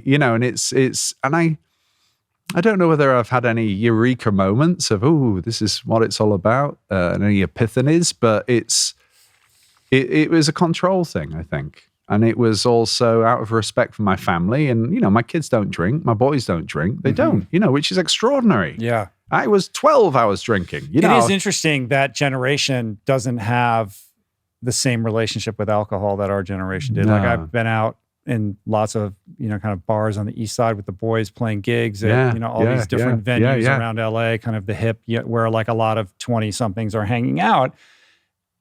And every time I look at Julian, I'm like, nobody's drinking. Or maybe maybe 10 to 15% of the people have a beer in their hand that they're nursing. And that's just not what it was like when we were that age. No, man. Being out, right? It was, I'm sure there's a whole litany of other drugs that they're more interested in, but the thing with alcohol is very different. Yeah, it was really cultural for us. It was cultural. It was out there on films and rock bands, and it was just part of the course of growing up and becoming a man, 8 pints and then we hit the whiskey, and it was that kind of thing. And how, I think there's probably in my 40s when my metabolism started to change drastically, there was an element of vanity as well that I thought, I got to keep in shape for my work. And also I want a clear head. So you stop doing it. But we really were born into a culture, New York, it was rolling rocks, as many as you can, down in an evening. And it was all that sort of stuff. What were your bars in New York when you lived there? Oh, I was Chica's Locust was the club that I used to go to in Tribeca, and Nell's and Bar Spring Street Lounge. Do you remember that one on the corner of Mulberry and Spring? That was a great afternoon drinking place. I never went there. Oh, that was great. It's all gentrified now. It was a really good time then in the 80s. Nell's Lucky Strike, Friday and Saturday. Now. I know it has, hasn't it? I just saw that last year. No, that was my best mates who followed me to America were DJs there. So that was my spot. That was my spot. I loved that spot. We had so much fun in that spot, But it was just. I think we've got to learn what our limits are and how we want to create our life, right? And so at some point, you make that decision. I don't know whether I might drink again at some point. There was this romantic idea I had that one day I could introduce my boys to a glass of wine, and we could do that. The sort of Europeans grow up drinking, and that's that. But I'm grateful that they're not interested, that they're not bothered about it. I think it's amazing. I think they realized a lot earlier the value through sports as well, which has been amazing for them, but the value of really taking care of yourself. And I think that's a positive of what they've been exposed to, having access to sort of YouTube podcasts like yourself. And it's really interesting and curious and fascinating to me, the idea of somebody who isn't an alcoholic parting ways with alcohol. Like, because I'm steeped in the world of, people whose lives have been decimated as a result of drugs and alcohol, and the process of, what that breakup looks like and piecing your life back together. But the idea of somebody who really isn't a problem drinker, like breaking up with alcohol, I think is super interesting, and is also a newer kind of cultural phenomenon that didn't quite exist. Like I had a podcast with this guy, Andy Ramage, years ago, who's a British former professional football player, turned banker, trader. Wow. Who was living that lifestyle in London, where it's all about, going out after work, et cetera. Wall Street. Yeah. Yeah, exactly. Yeah.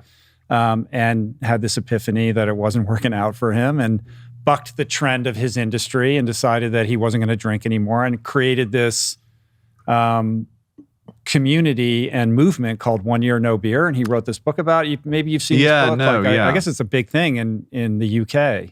I don't know, but I want to read it. It's really oriented around people who are not alcoholics, but whose lives can be improved by not drinking anymore, and all the benefits of that, and creating support for the non-problematic drinker to, have a healthier lifestyle. And I think there's something really cool about that. I think that's superb. I haven't actually heard of that, but I'd love to look into that. I think for me, it was out of respect for my family, and it was out of respect of the situation, this weird situation that we were all collectively in, being on lockdown.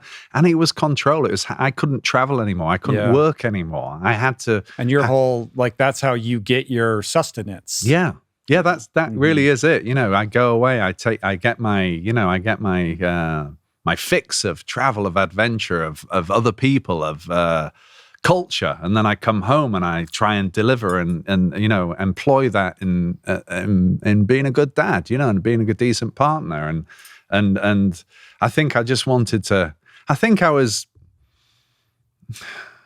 it became too habitual, and I think if it's a negative habit, I think you have to challenge that at some point, because otherwise you're going to be in the same rut over and over and over again. And I just really wanted to have a bit of control over my life. And I think that gave me a goal, to do it, to have a good day, and then I'll get through a day. And I did okay. And in the morning, I wasn't snoring. I wasn't, I wasn't sort of feeling stinky or whatever else, and had a clearer head in the morning, and then was able to, at that point, meditate and because there was a bit more time, and that was just before I started Mr. Feelgood. I was just sort of figuring it out with Pete where we were going, designing the ideas that we wanted to run with. So I love that idea, though. I must read that book. I love that idea. And that was really brave of him.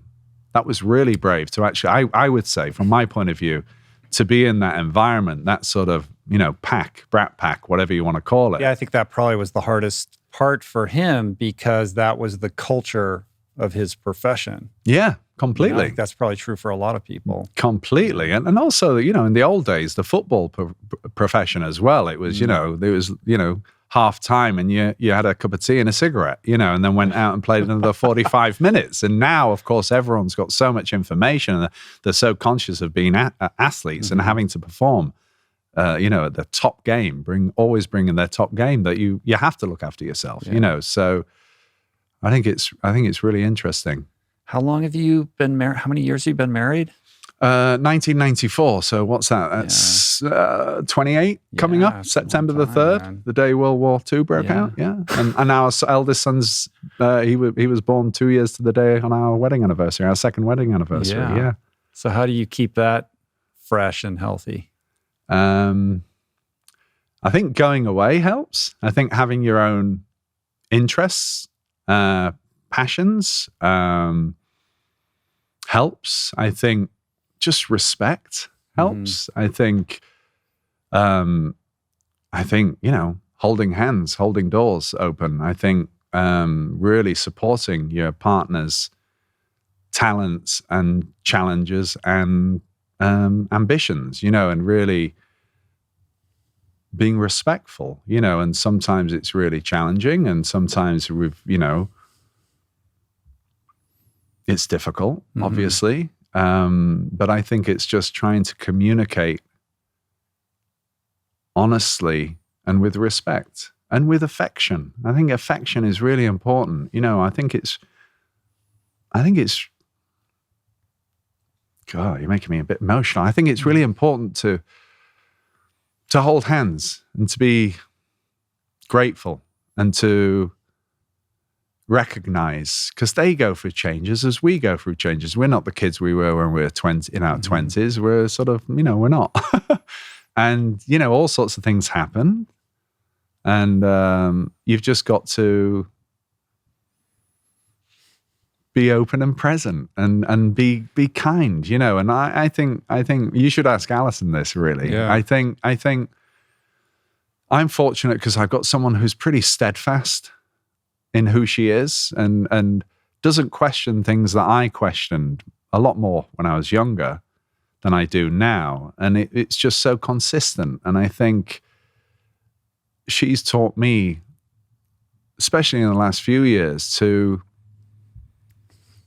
really be open and honest about my own shit, and calling me on my own shit. And I think as I've wrestled with that, my egos wrestle with that, but really there's a part of me, my nature is harmony. My nature is wanting to not be in conflict. I'm willing to, be there and learn. And, it's not a male and a female kind of traditional, archetype. We're a working team. And we are a working team, and our kids see that. And, they know what's come to me for, and they know what's come to their mum for. And she's an extraordinary mother. I mean, she's extraordinary. She's an extraordinary mother. She's an extraordinary human, but she's an extraordinary mother. And I see that, and I see how that's matured and developed over the years as we have. And it really is. And it's just, you notice it, and I'm just in awe of that kind of natural, intuitive, instinctual, motherly bond that she has with our kids. And there's been times when I've been, a little victim-y, what about me? I'm your dad, and stuff like that. But she's sort of, without really going into the ethereal and the spiritual side of aspects of life, she's just kind of, she's okay. She's secure in that way. She's she's exceptional, but she's so regular and consistent. Solid. Yeah. And it's just that's been a massive gift to me in my life. And I respect that and I honor that. And, I think it's a case of, keeping the affection alive, keeping the physical aspects of life is really important to me. That sort of intimacy is really important to me, physically and mentally. I think it's honor. I think it's just honoring somebody, trying to do the best you can. And sometimes I'm rubbish, but I hope most of the time my intention is good and honorable, and I think you just have to, even in the madness of what we do in our work and the world and everything else, I think you have to take time. And we, tonight we're going to a movie. Mm-hmm. We're so excited to go to a movie, and and that's really good. We haven't been to a movie together for about 6 months, because we've been too busy. So it's finding that time, and we go for a walk every day. But the kids come with us if they're there, and the dog, and I think that's a really nice thing to do. Just to, okay, let's get out of the house, let's get away from this place, and let's just together sort of just take the air and take in nature. Mm-hmm.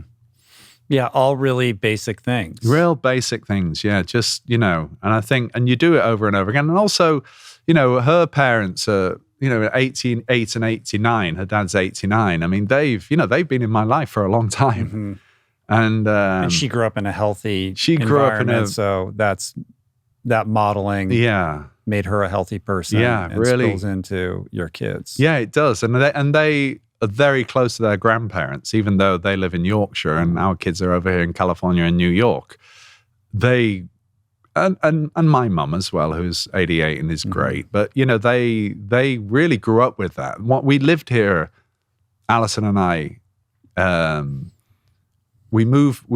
was here for 12 years between here and New York, and Ali lived with me in LA. And then when Cooper was born, at 9 months, we moved back to England because we wanted them to be around their grandparents. And I think their grandparents were really sort of involved with them and really made an effort, and every grandkid, I think there's 11 of them all together between Ali and her brothers, always got a card and always got the same amount of money on they're very consistent. So she had that. They're so fair, and every day they do the Telegraph crossword, and they're very active in sort of their respect for each other, the way they move around and delight in each other still, which is because my Papa No Hair, my father-in-law, is just, he's gone from being a lawyer all his life and a golfer, massive golfer, and, president of several clubs and et cetera, very traditional English, solid background.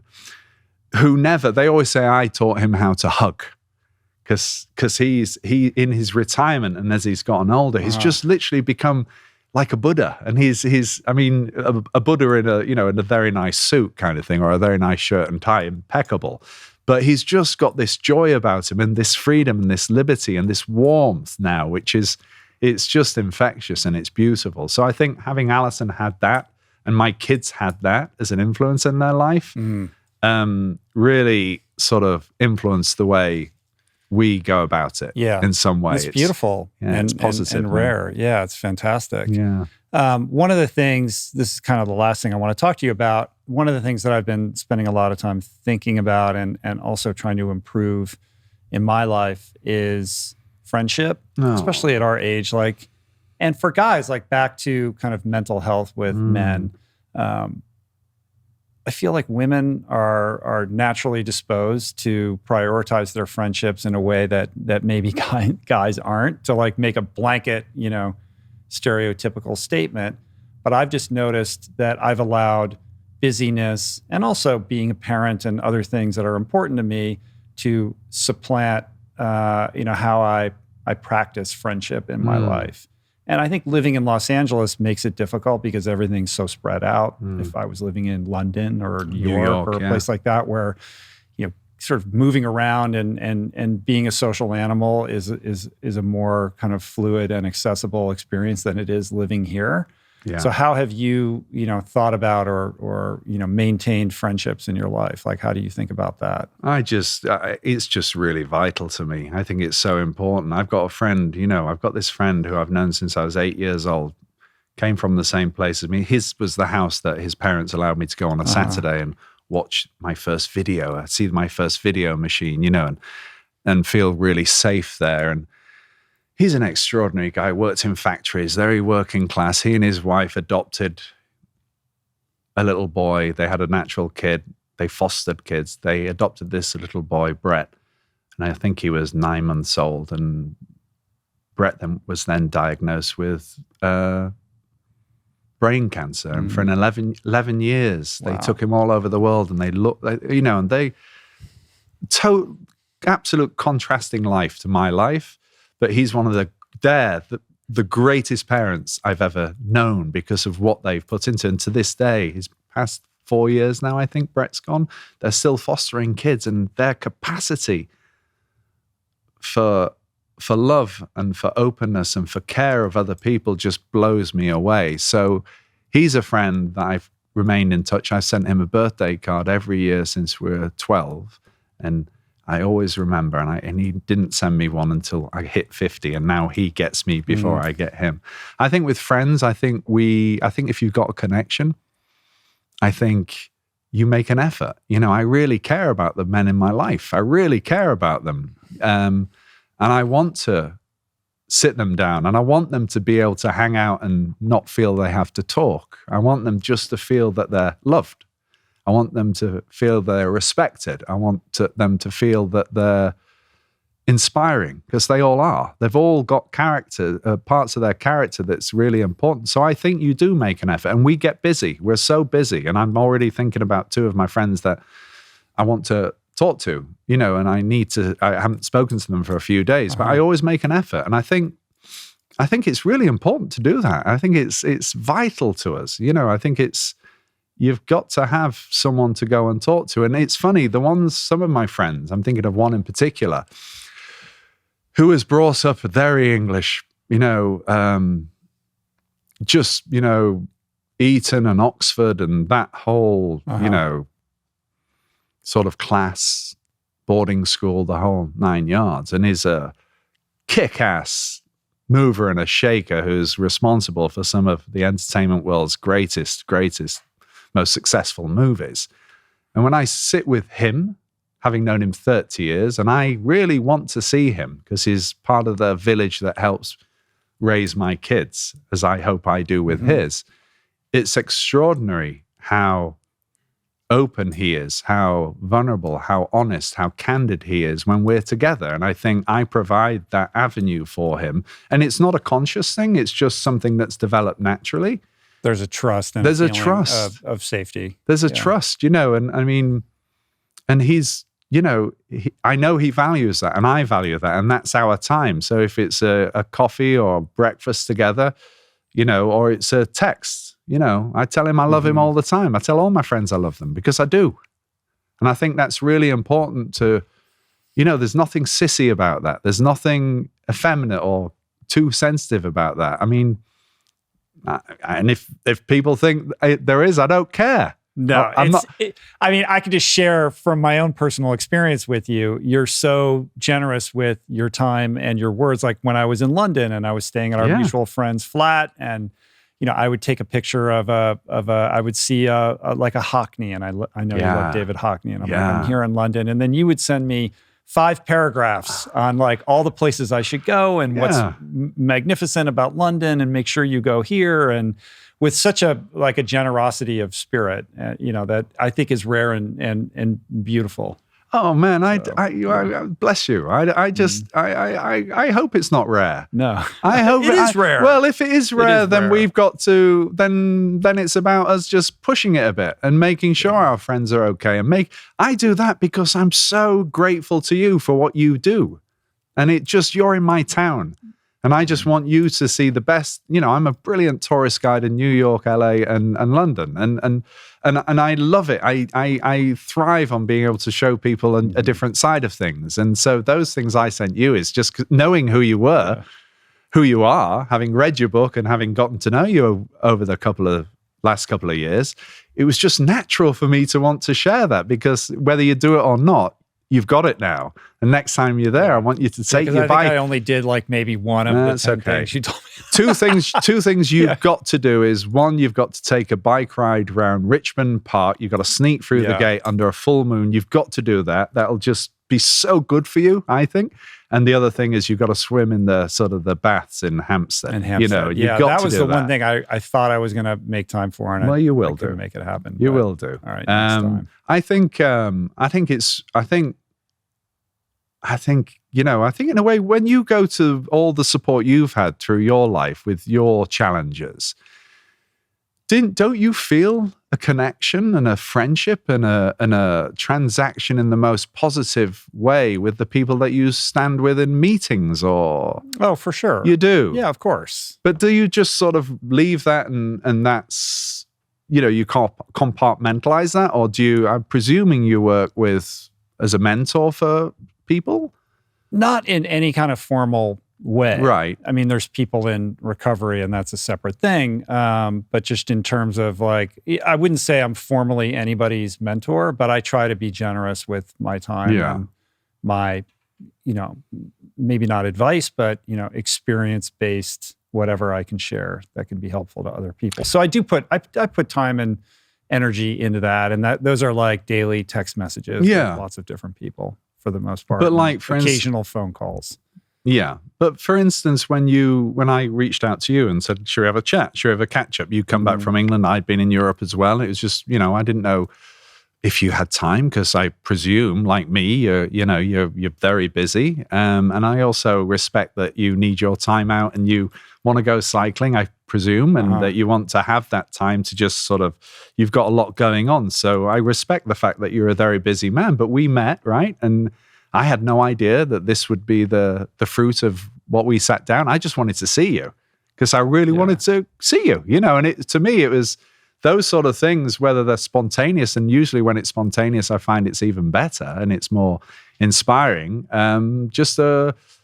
That's the magic of friendship, sitting down and having a conversation like we're doing now, and just being able to learn something, be challenged, feel warm, feel safe, and know that the person sat opposite you, and you do this so well, really has your best intentions at heart, and that's a beautiful thing, man. That's got such power to support and inspire, and as an example as well to my kids.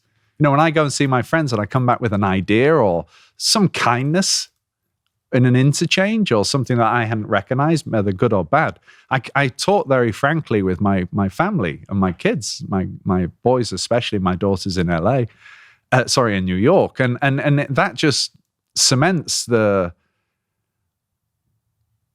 my reason and my desire to actually keep doing this, because it feels good. I'm sorry, I'm really not, it's not a commercial, but it really does feel, that's coming out a lot more actually, which is really funny just in my day to day, and it's not conscious, but it's interesting how this thing that was there, and now I'm 100% in it, and it's literally manifesting from me. And that in a way is, it's a lovely way of sustaining oneself, even though I don't consciously choose to do that. But it is a case of, I think,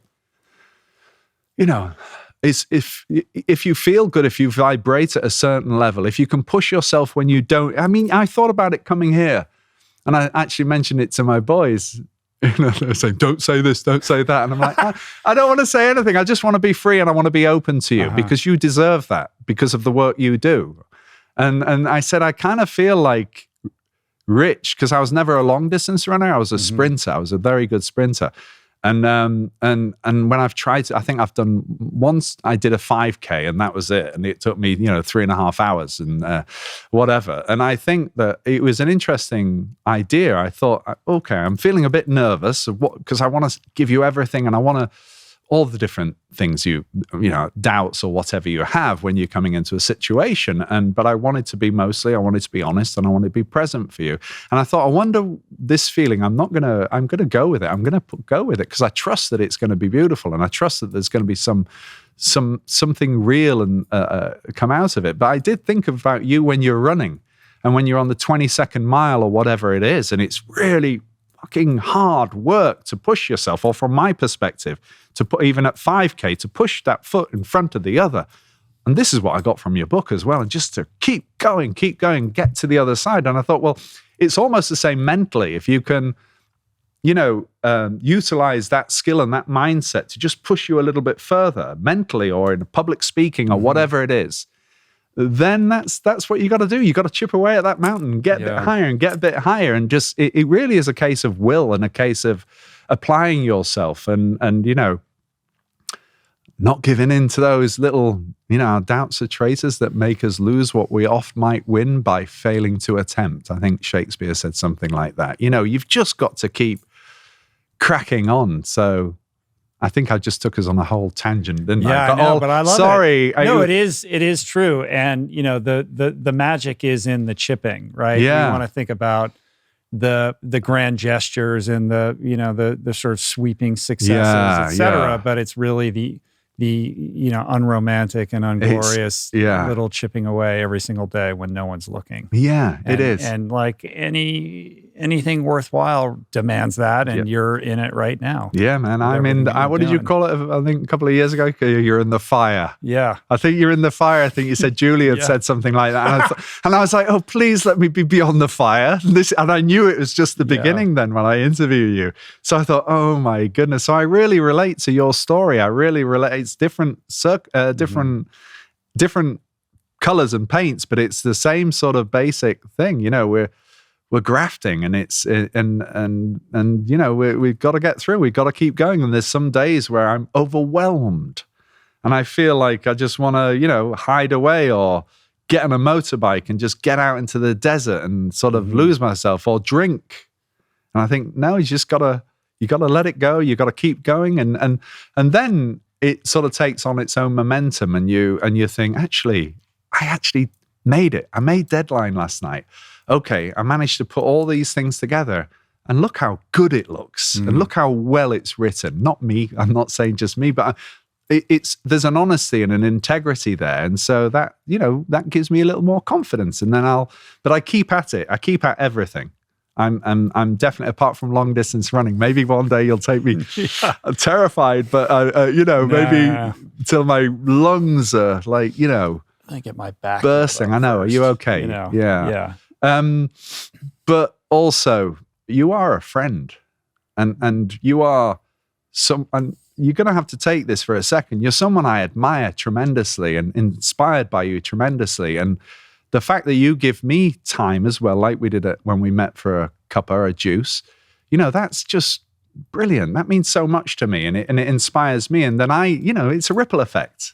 Mm-hmm. And I just think if we brought more kindness and presence and sustained support into the circle of people that we interact with, whether it's your audience or whether it's your family and friends, I think that's a really positive move forward.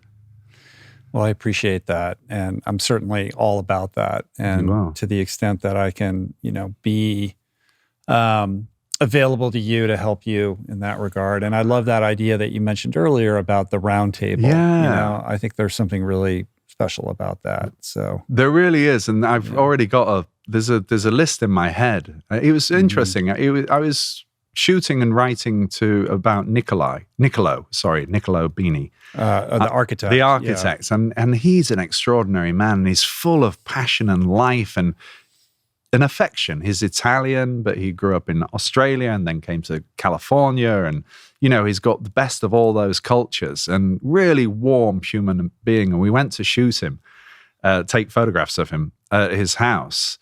And I'd interviewed him in January, but we had to hold off for one reason or another. And at the end of it, there was just myself and the photographer in his home, and he'd done this lovely plate of Italian foods, cheeses and hams, etc., etc. And we sat down, and the conversation we had afterwards was just so incredible and so beautiful. And Alex, the photographer, who's probably 30 or 32, who really wanted to shoot Nick, because he'd met him once before and loved him in his energy. We sat down and we had this conversation. The next day I said, wasn't that wonderful? Didn't it feel good? And he was like, oh, absolutely. I said, and the pictures are amazing. We did it like in an hour, and really good pictures, really great. We really captured his soul. And he said, yeah, it really was amazing. He said, but what was most amazing was the conversation we had afterwards. And that was a kid who's 30. And it just made me think that I know like 10 men that I know that I have such, respect for. And I just thought we should sit down and we should all talk about this. We should film it. We should make it natural and real, but useful to other kids and to other people as an example of what can be done in a masculine way, in a really elegant, true, real way. Have a conversation. We all need to, listen and talk more. Of course, man. Right? That's why we're both doing what we're doing. Yeah, we are. Yeah. And I bless you. Well, bless you. To be continued. To be continued. The conversation is just one conversation. Yeah, right on.